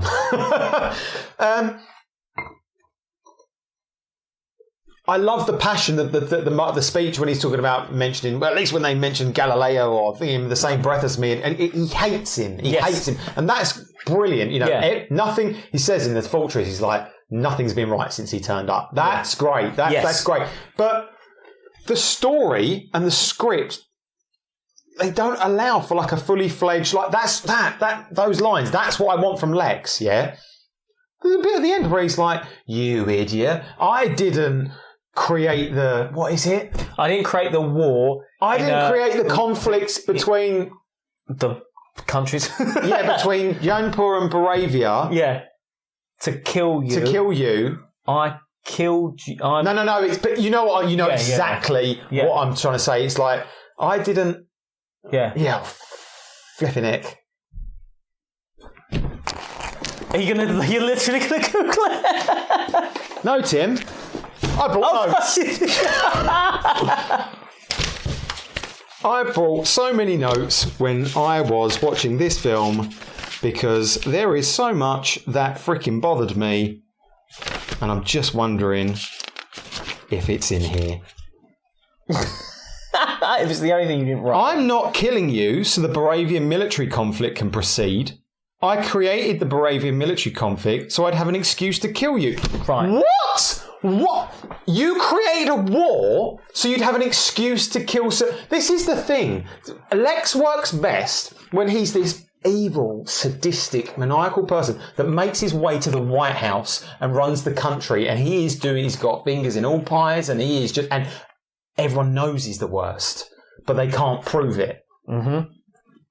Why is this guy just go kill Superman? You got a pocket universe. You had him right there when you brought him into the fucking glass tank, and you got Element Man to pop some kryptonite out of his hand, put a bullet in his head. You want him dead? You want him gone? I don't. Instead, he then interrogates him on behalf of the American military, even if it's for him. Like, what is it? Yeah, if you can create a pocket universe and there is no American military there, why wouldn't you just put him in the pocket universe and kill him, as opposed to I'm going to get government sanction to put you in the pocket universe? No, and you know why? Because they throw in a little Easter egg, which is the worst thing Lex Luthor fucking ever does, which is it's all about land. It was the old Gene Hackman thing. It's the old Kevin Spacey thing. Yes. It's kryptonite. It's wrong. It's this guy. He's actually made a deal because he wants some of Jaipur so he can be king. What? Yeah. What are we doing? Like, and so those things conflict with me when I see Lex having those moments where I'm like, yes, that's the Lex I want. That's the, where he's I fucking hate Superman. Yeah. Ever since he's turned up, nothing's been right. He's an idiot in a bright costume with a stupid grin that everyone lusts over. And it's like, you're making us weaker as a species. Then kill him. Kill it. Like that's the conflict. Or at least make clear that You go, I don't just bring the notes out.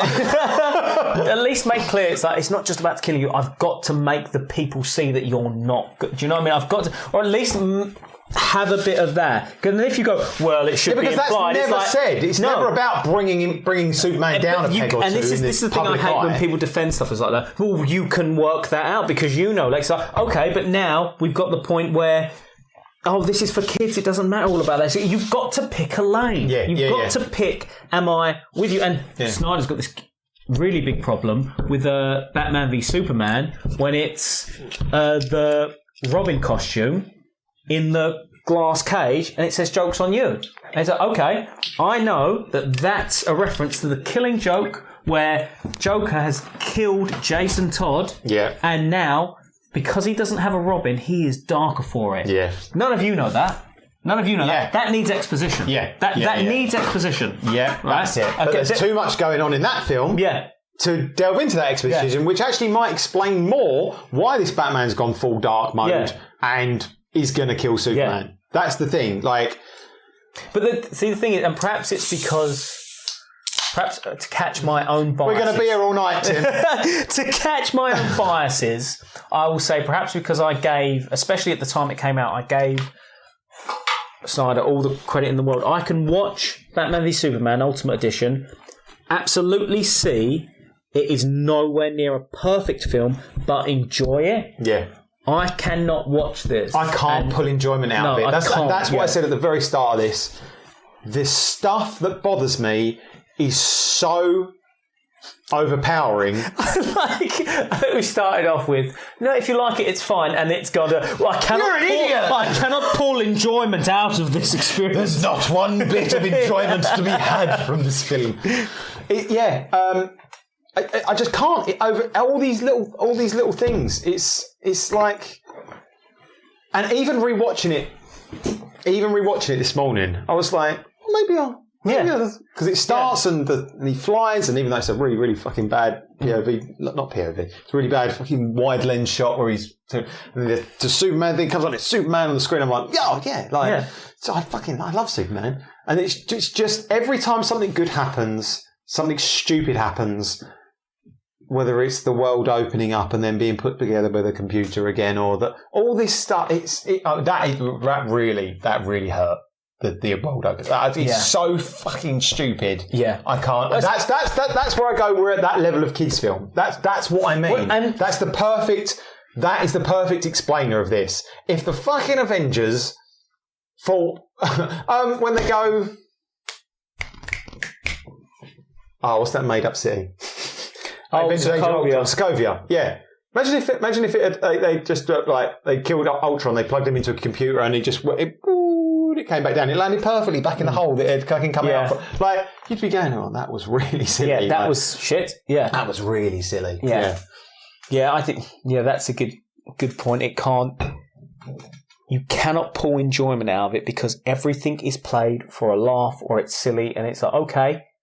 But obviously people did enjoy it, but I need it to be a bit cleverer. And it's trying so hard to be clever, but it doesn't work, and they're happening in the wrong ways. I don't think it's a horrible thing to ask of superhero films to actually be good films as well, because I know it gets a lot of flack, superhero films now as a genre, but the Infinity Saga is good. If you watch those films... Don't even go the Infinity Saga. This is something I had with this... I can't remember who I was having this conversation with. Take the first 15 MCU films and put this against it. Yes. There's no fucking way you're picking Superman. No. I'm sorry. Because in terms of a good... Like Iron Man 1. Amazing. Right. Yeah. Okay. Do you know what I mean? It's just... You can't... At least even... I know people didn't like it... because of its kind of Shakespearean overtones. That feels more like a better. film. Yes. Yeah, it feels like a film. Yes. This feels like a big blockbuster advert on a Costco screen you see in the TV department that's made for kids and is going to sell toys and is super. And there's moments of brilliance. I think the interview scene is a moment of brilliance. I think when Superman makes his big speech. to Lex. It's a moment of... I wanted that dialed up to 100. You tell me it's going to be like All-Star Superman. I want the panel where he's got his arm on the kid's shoulder that's going to commit suicide, and he's like, your therapist really did miss their appointment today. Yeah. And it's like, I need Superman. That's how you make him interesting, is he is always there 24/7, because the city is, there's so much, and that burden falls upon him to constantly, and then his struggle comes with finding his place in the world, which is a relationship with Lois and Jimmy, and fucking Jimmy, because Jimmy can't believe that Eve Tessmacher's a hot woman. What are we like? Do you know Jimmy Olsen in the comics? He's spawned so far that he's always, he's been a CIA operative, he's been a spy, there's been wacky, crazy things, and they wanted that little bit, and they just fucking shoved it in there, and it doesn't make sense because women just find him hot for no reason, and he's kind of got the lowdown on everything, and it just doesn't. Take it out, just you don't need to have all this stuff in, but once again, and I think even you told me this, but this is just a rumor, is that James Gunn initially just wanted to make a super dog film. Like that was his only intention. But this isn't proven. No, that's not. He said that. Oh, okay. This makes total sense before he was given the DCU. That he has said that, and that is years before he was offered Superman or offered. Yeah. I think someone came to him and he was like, "It's like, I'd make a super dog like crypto film," which this is. Yeah, but you can see that in the film. How do you catch Crypto? How did they catch him and put him in that cage? With a fucking bullet. Sorry, I hate There's no kryptonite left. There's no kryptonite left. This film, all I do is ask more questions. The guy in the government room goes, well, what's that? Oh, funny joke. What's that kryptonite? They got that kryptonite stuff. What's it called? Lex is like, kryptonite. Yeah. Yeah, but there's no more left in the world. Why? Because that's really interesting. Why is there something left? Did Superman get rid of it all like he does in the comics? Did he partner up with Batman and they got rid of it all? Was there only a small amount that came to Earth? And it's fucking so valuable that people like mine it and fucking keep it. Or was there fucking loads of it and it's just dispersed because the last 3 years, fucking everyone's thrown it at Superman and he's fought and won. Yeah. I'm always asking more questions. Which, for the world that has apparently no kryptonite left, this is the weakest Superman. He's constantly getting fucked up. I know. Like, constantly. I loved the physical reaction he had to the kryptonite. Yes, that was good. I liked that because it's usually you don't usually see that, until it gets to like when he's really like when he's Smallville did it brilliantly when Green used to come up in the early days and then they just couldn't spend the money on the effects.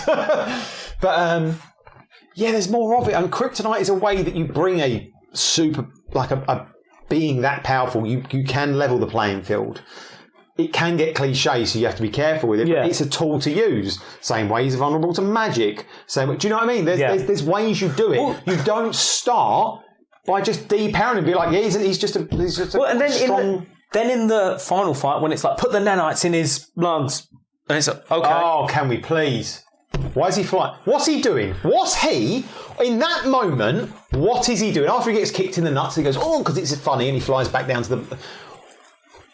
That's like sadistic, that bit when they're like Philly's like I'm like fuck me that's got like and it's kind of weird because it's horror-y and it's that, but it can't go full because it can't have both ways. But it envelops him, and then the Guess Who control team, they're like, can't he hold his breath for over an hour? And he's like, not if there's any air in his lungs, he'll be dead in exposition. Yeah, right. Yeah. So okay. They're like, Superman's dead because that's a foolproof plan. You've thought, Lex, genius person, engineer, envelop it, right. He staggers and stands up and he can't see, and they're like, optic nerves will be going soon, and he just flies up. I'm like, he's going to burn them off in space. Yeah. He's going to fucking fly to the sun and burn them off. And they even say that, they're like, what's he doing? Is he using friction to get them off? No, well, it doesn't matter because they're still in his lungs. Okay, right. He just flies off, and then they fly up, and then... They're like, stop him! And even though Ultraman, Superman say should be as fast as him because even though he's a clone, although he's a bit defective. Although I'm really fucked off because Nanobite Girl, she was like, it's hard! And she catches him. I'm like, no one, if Superman thought he was going to die, no one should be able to catch him as he flies into the sun. There should be, okay, they don't want to do the Snyder. Yeah. But that should be what happens. There should be like a physical, like. But what was his plan? Because he goes up, and then they're like, envelop him. Because if he'd have just gone up and they hadn't chased him, I think he's dead. Yeah. So they chase him.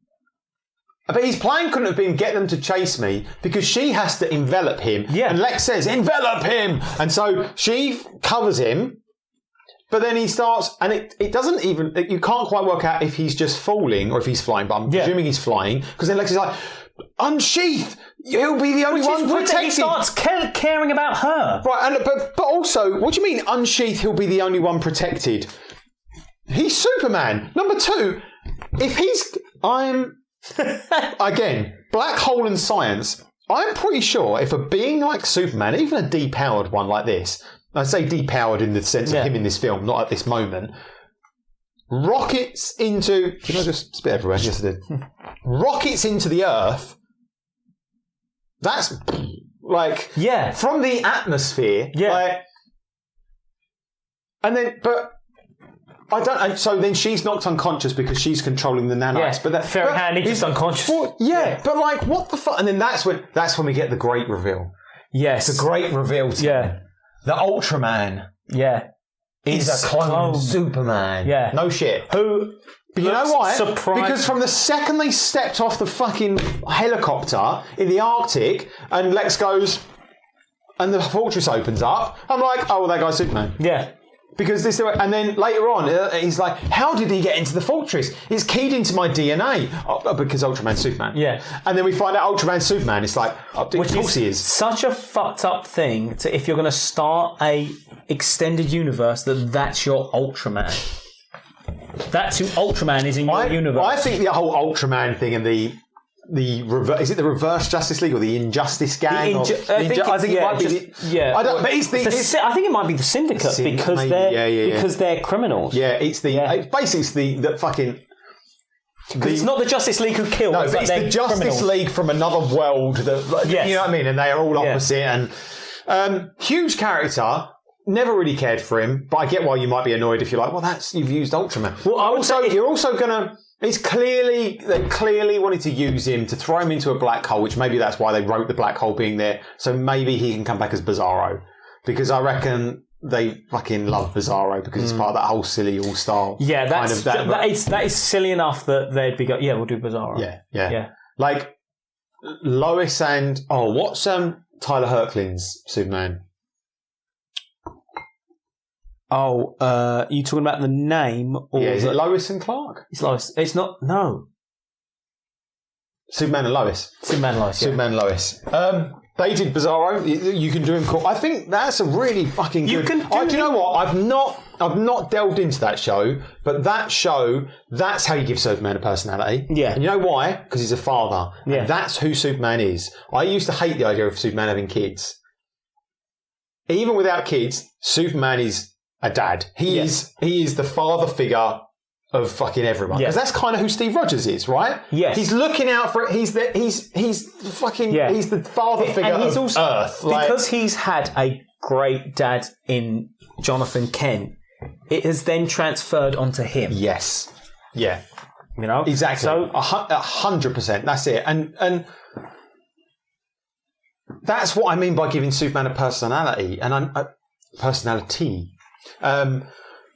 Is in Superman and Lois, and I get it, it's a TV show, you can do, but he's a person without being all, yes, but you know that's very silly. It's like... And also, what a fucking stupid thing because at this stage he's been a journalist for 3 years. He could be like... Well, no, he's been Superman for 3 years. No, but I would imagine he's been a journalist for a bit longer. But he's in the... We all know that's very silly. Yeah. He'd be like, no, why aren't you speaking like an adult? Why aren't you saying... You can say that, but we all know that isn't true, Lois. And he could have a genuine argument because her argument I think that conversation would have been brilliant. And it's obviously supposed to play back to the classic Lois Clark, Lois Superman... interview scene But that's always there, that- which Superman and Lois did. Have you ever seen the one in Superman and Lois? There's basically when they did the old school costume where it's like really bright and he's got the trunks and the black hair and Superman is interviewed by Lois on TV. Right. And I would 100% recommend it. It must be one of the earlier seasons. I've not watched the whole show, which for a Superman fan is a bit egregious, I suppose. It's naughty. But Naughty.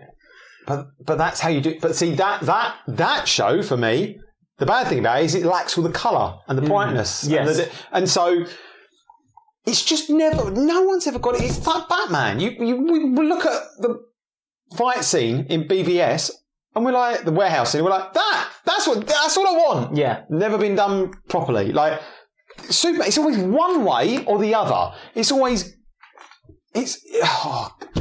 Tim.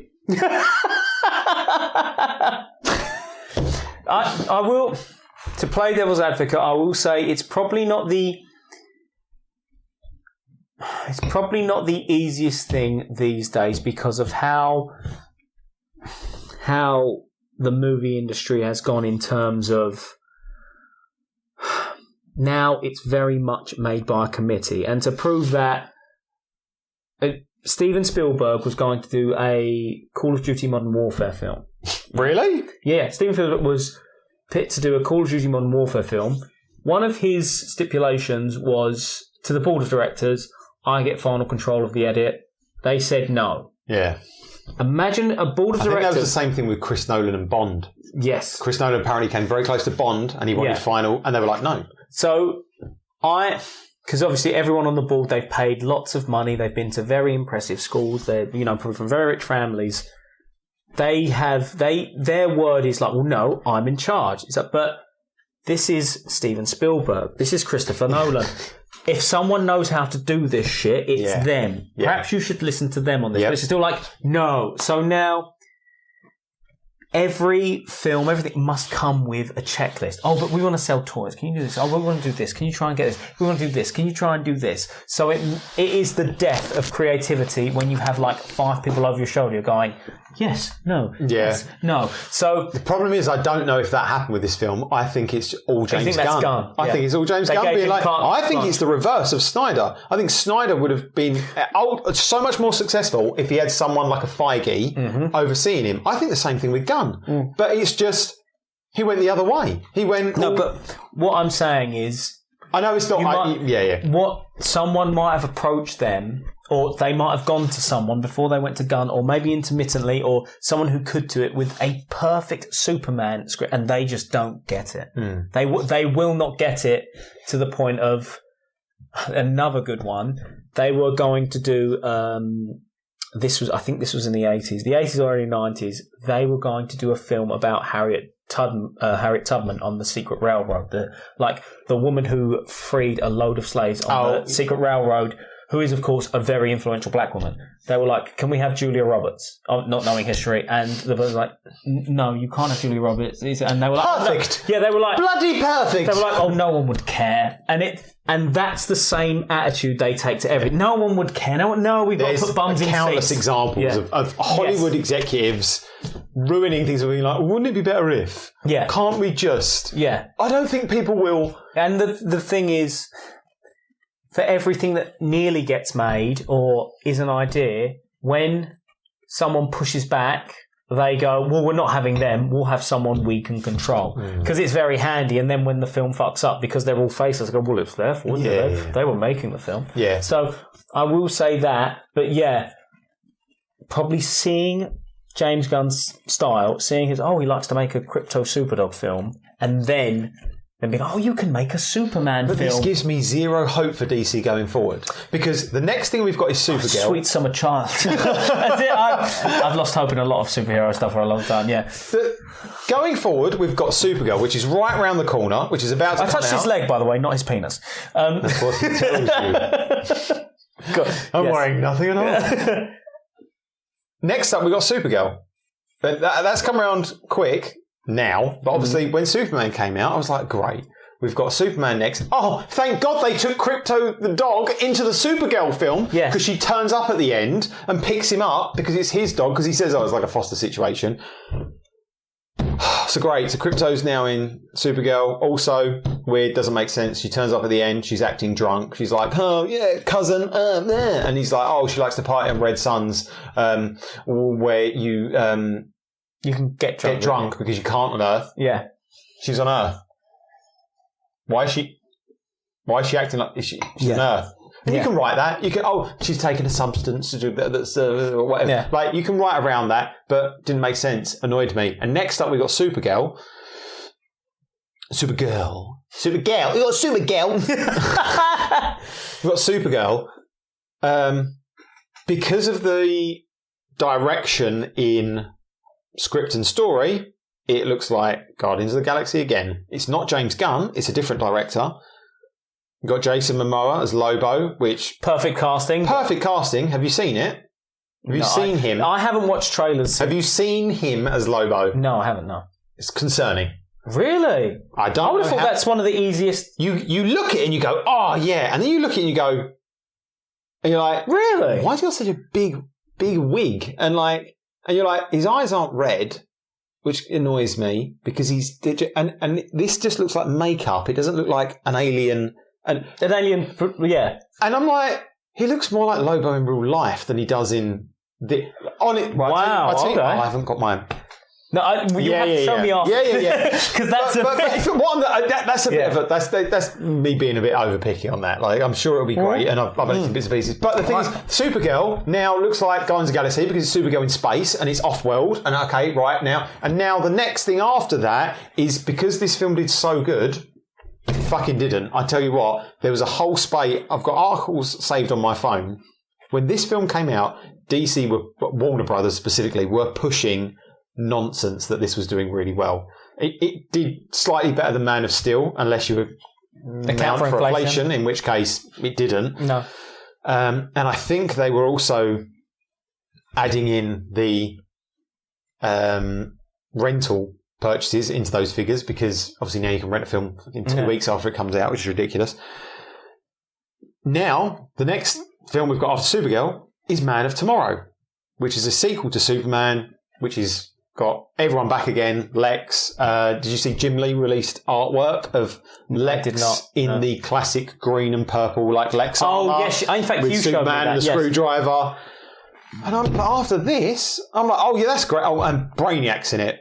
Brilliant. We've been waiting for a Brainiac for the last 10 years. Yeah. Well, thank God it's in James Gunn's Superman. I'm sure there'll be no problems there. Yeah. Flipping. This is my problem, which is in the larger view of things going forward and stuff like that, and why a lot of people don't criticise these days is because what's lucky here is we put these out so infrequently, and we're going to try more. But we promise, we really will. But we're, and I think it's fair to say, no one on anyone's radar. So we're not trying to get invited to things, which is now people will base their opinions on getting invited to things or getting stuff from the productions because that's what they want. And I'm going to keep going with this. So they'll just go, oh, it's the most amazing thing ever, when it's not. It is not. I agree with you. I also think there was maybe it was 50-50, maybe it was 70-30, 80-20, whatever. I think a lot of people convince themselves they like this film. But I think a lot of people do these days. I think Green Lantern, Ryan Reynolds, I remember coming out of the cinema and going, yeah, it was good. It was good. Like, is it? Because I was like, it has to be good, right? Because I love DC and I love Green Lantern and I think we've not had, and I think you've had a lot of people that have been so divisive over Snyder's direction that when this comes out, they're like, well, it has to be good because the last thing was so bad and we have to support this. And I get that, support it, it's great, but you can't keep going down this road with this many. See, I absolutely think that we should kill them all. Kill them all. I keep going back to it. But the Infinity Saga, there was definitely a trajectory in place where they're like, no, we're going to make good films, and we're going to... And back to cosplay, because this is what it was about. When we started doing this, and we ended up invited to see...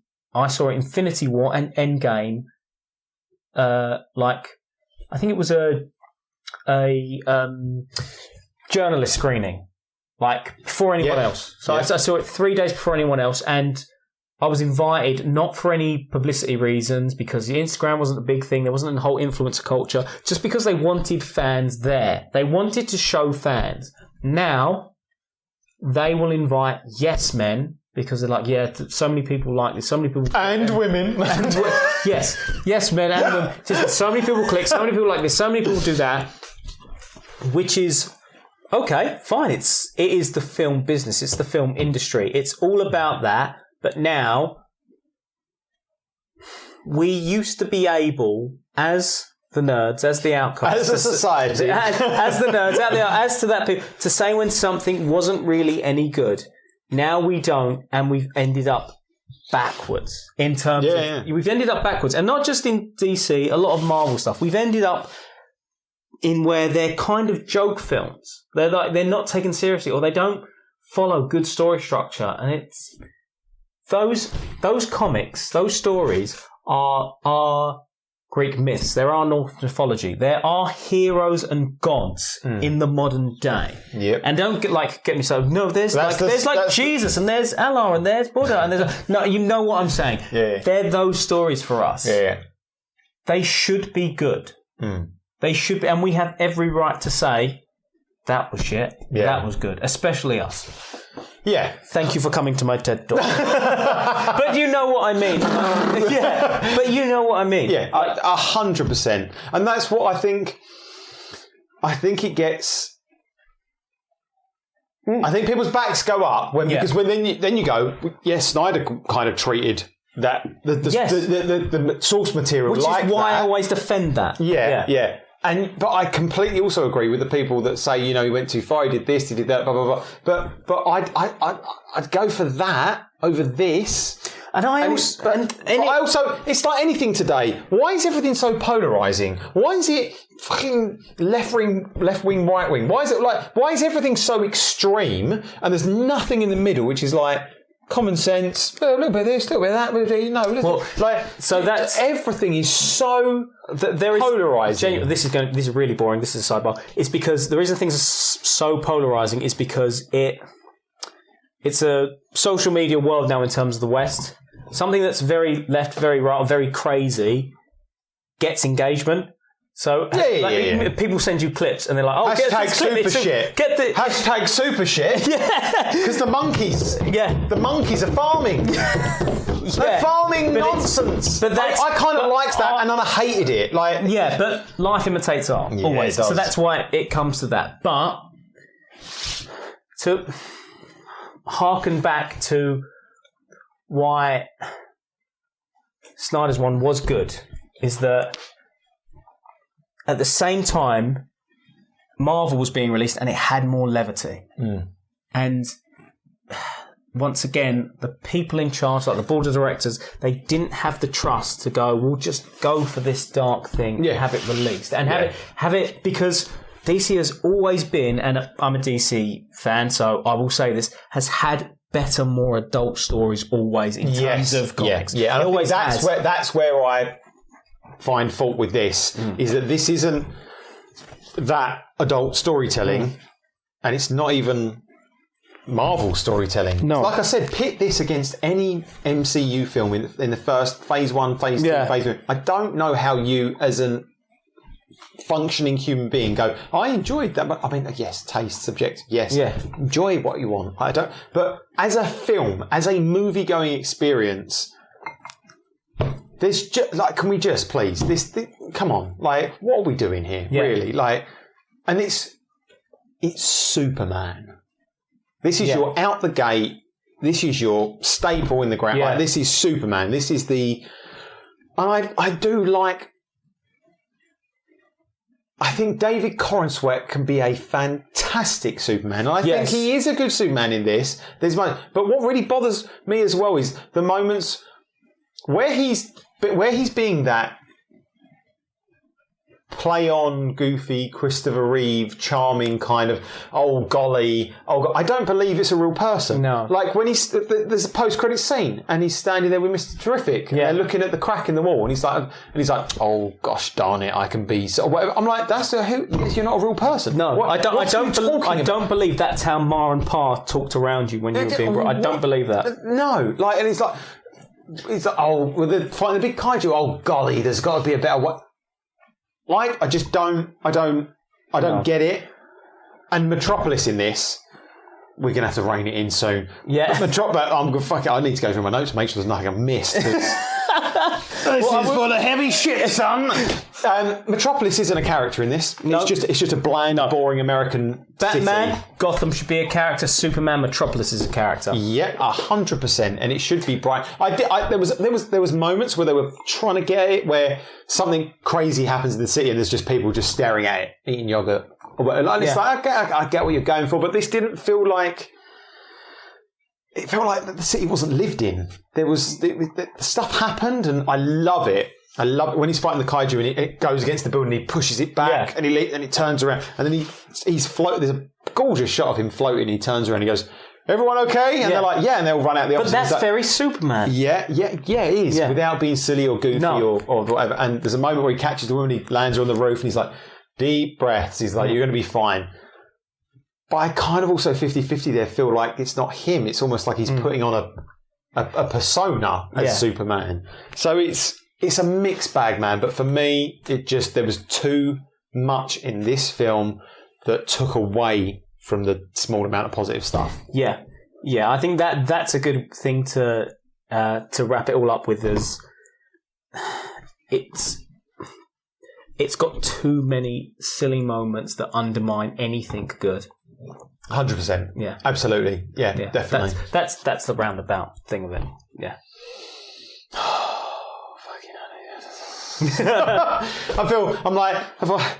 I'm really fucking man. Get me talking about Superman. Yeah. That's going to do it. Yeah. Before we leave, a goose. Sorry. Sorry.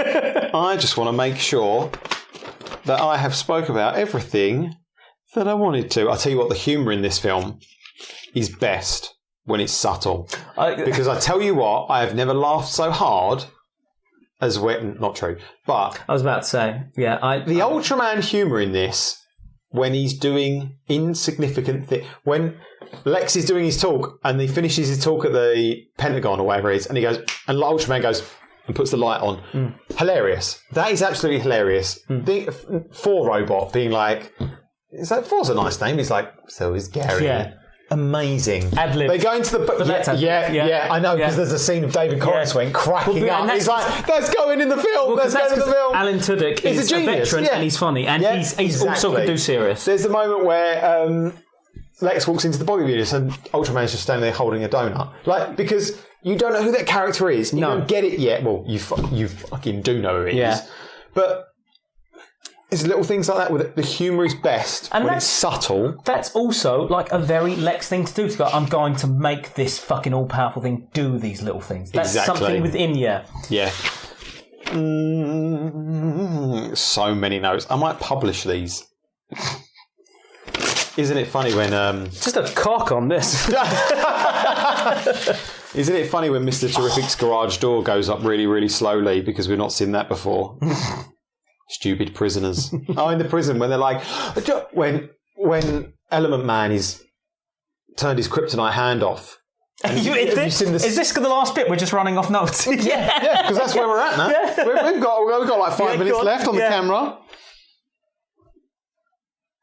Yeah. No, so make something like a sun. Science ? Do science. What do you mean? I can't make a sun, but I can make something like a sun. Well, we're all going to die then. Yeah. Because we're in confined space and you're going to make something like a sun. Something like a sun. Black hole. Large words. I just like the word black hole. Portal. Broken aperture. No one understands it. Why are the Kents alive?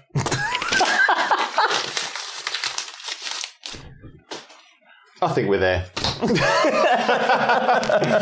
Dude, this has been fucking good doing this. It really again with has, you, my yeah. man. I Cheers. love you so much. I love you Thank so you for much. putting up with me while my life fell apart last year and we couldn't do this. What friends for? But we're back, guys. We're not going anywhere. So, Yeah. sorry. I think the next time you're going to see us, if you're watching this, hopefully, might be at MCM Comic Con. It will be at MCM Comic Con. That's what I'm saying. Yeah. And then to throw up immediately the interview we did with the incredible and wonderful Michael G. I was going to throw up a blood sign, but then I was like, I shouldn't do that. For what? For what purpose? Just because you said throw up. How many of these have I had? Yes. Then the next one, Michael is you. Yeah. And Michael, we love you. I'm so sorry. I haven't spoken to anyone in a million years, but I think I did voice note you a little while back saying that it was going to go up a little bit after we'd planned. So yeah, pour another one, man. Pour another one. Michael's interview will go up, which was the interview that we did after we had started the return of the form of Suit Up the Cosplay show. Just had a fight. Go on, no, leave it. I'll put it on after. And then we will get back to our regularly scheduled programming of all the wonderful cosplayers we've got coming on the show. Yep. If you want to be on the show, get in touch. Message us, talk to us, say, hey, Suit Up's really cool, I'd like to be on. And you can come on, because at the moment, slim pickings, mate. No, I'm joking. I don't think you can keep that in. I can, because we haven't bloody contacted anyone. But everyone who said they would come on will hopefully come on again. Yeah. We love you. It's been wonderful coming back. This has been fun slating Superman. If you love Superman, you're not a bad person, you just have bad taste. That doesn't make you a bad person. So, I don't know how we sign out. Do you remember how we sign out? It's pointless, but let's do it. Yeah, so you can find us at Instagram and Twitter at The Suit Up Show. That's right. Or you can visit our website, www.thesuitupshow.com, or send us an email. Whatever the website is that's on that website. You're going to have to put that up now. Yeah. Suit Up Show. Who cares? You've got your health. You're fine. It's fine. You've got to just have a drink with us. Cheers, man. Let's go and watch Man of Steel and Smallville. Fuck yeah. Cheers, guys. We'll see you soon. Bye now.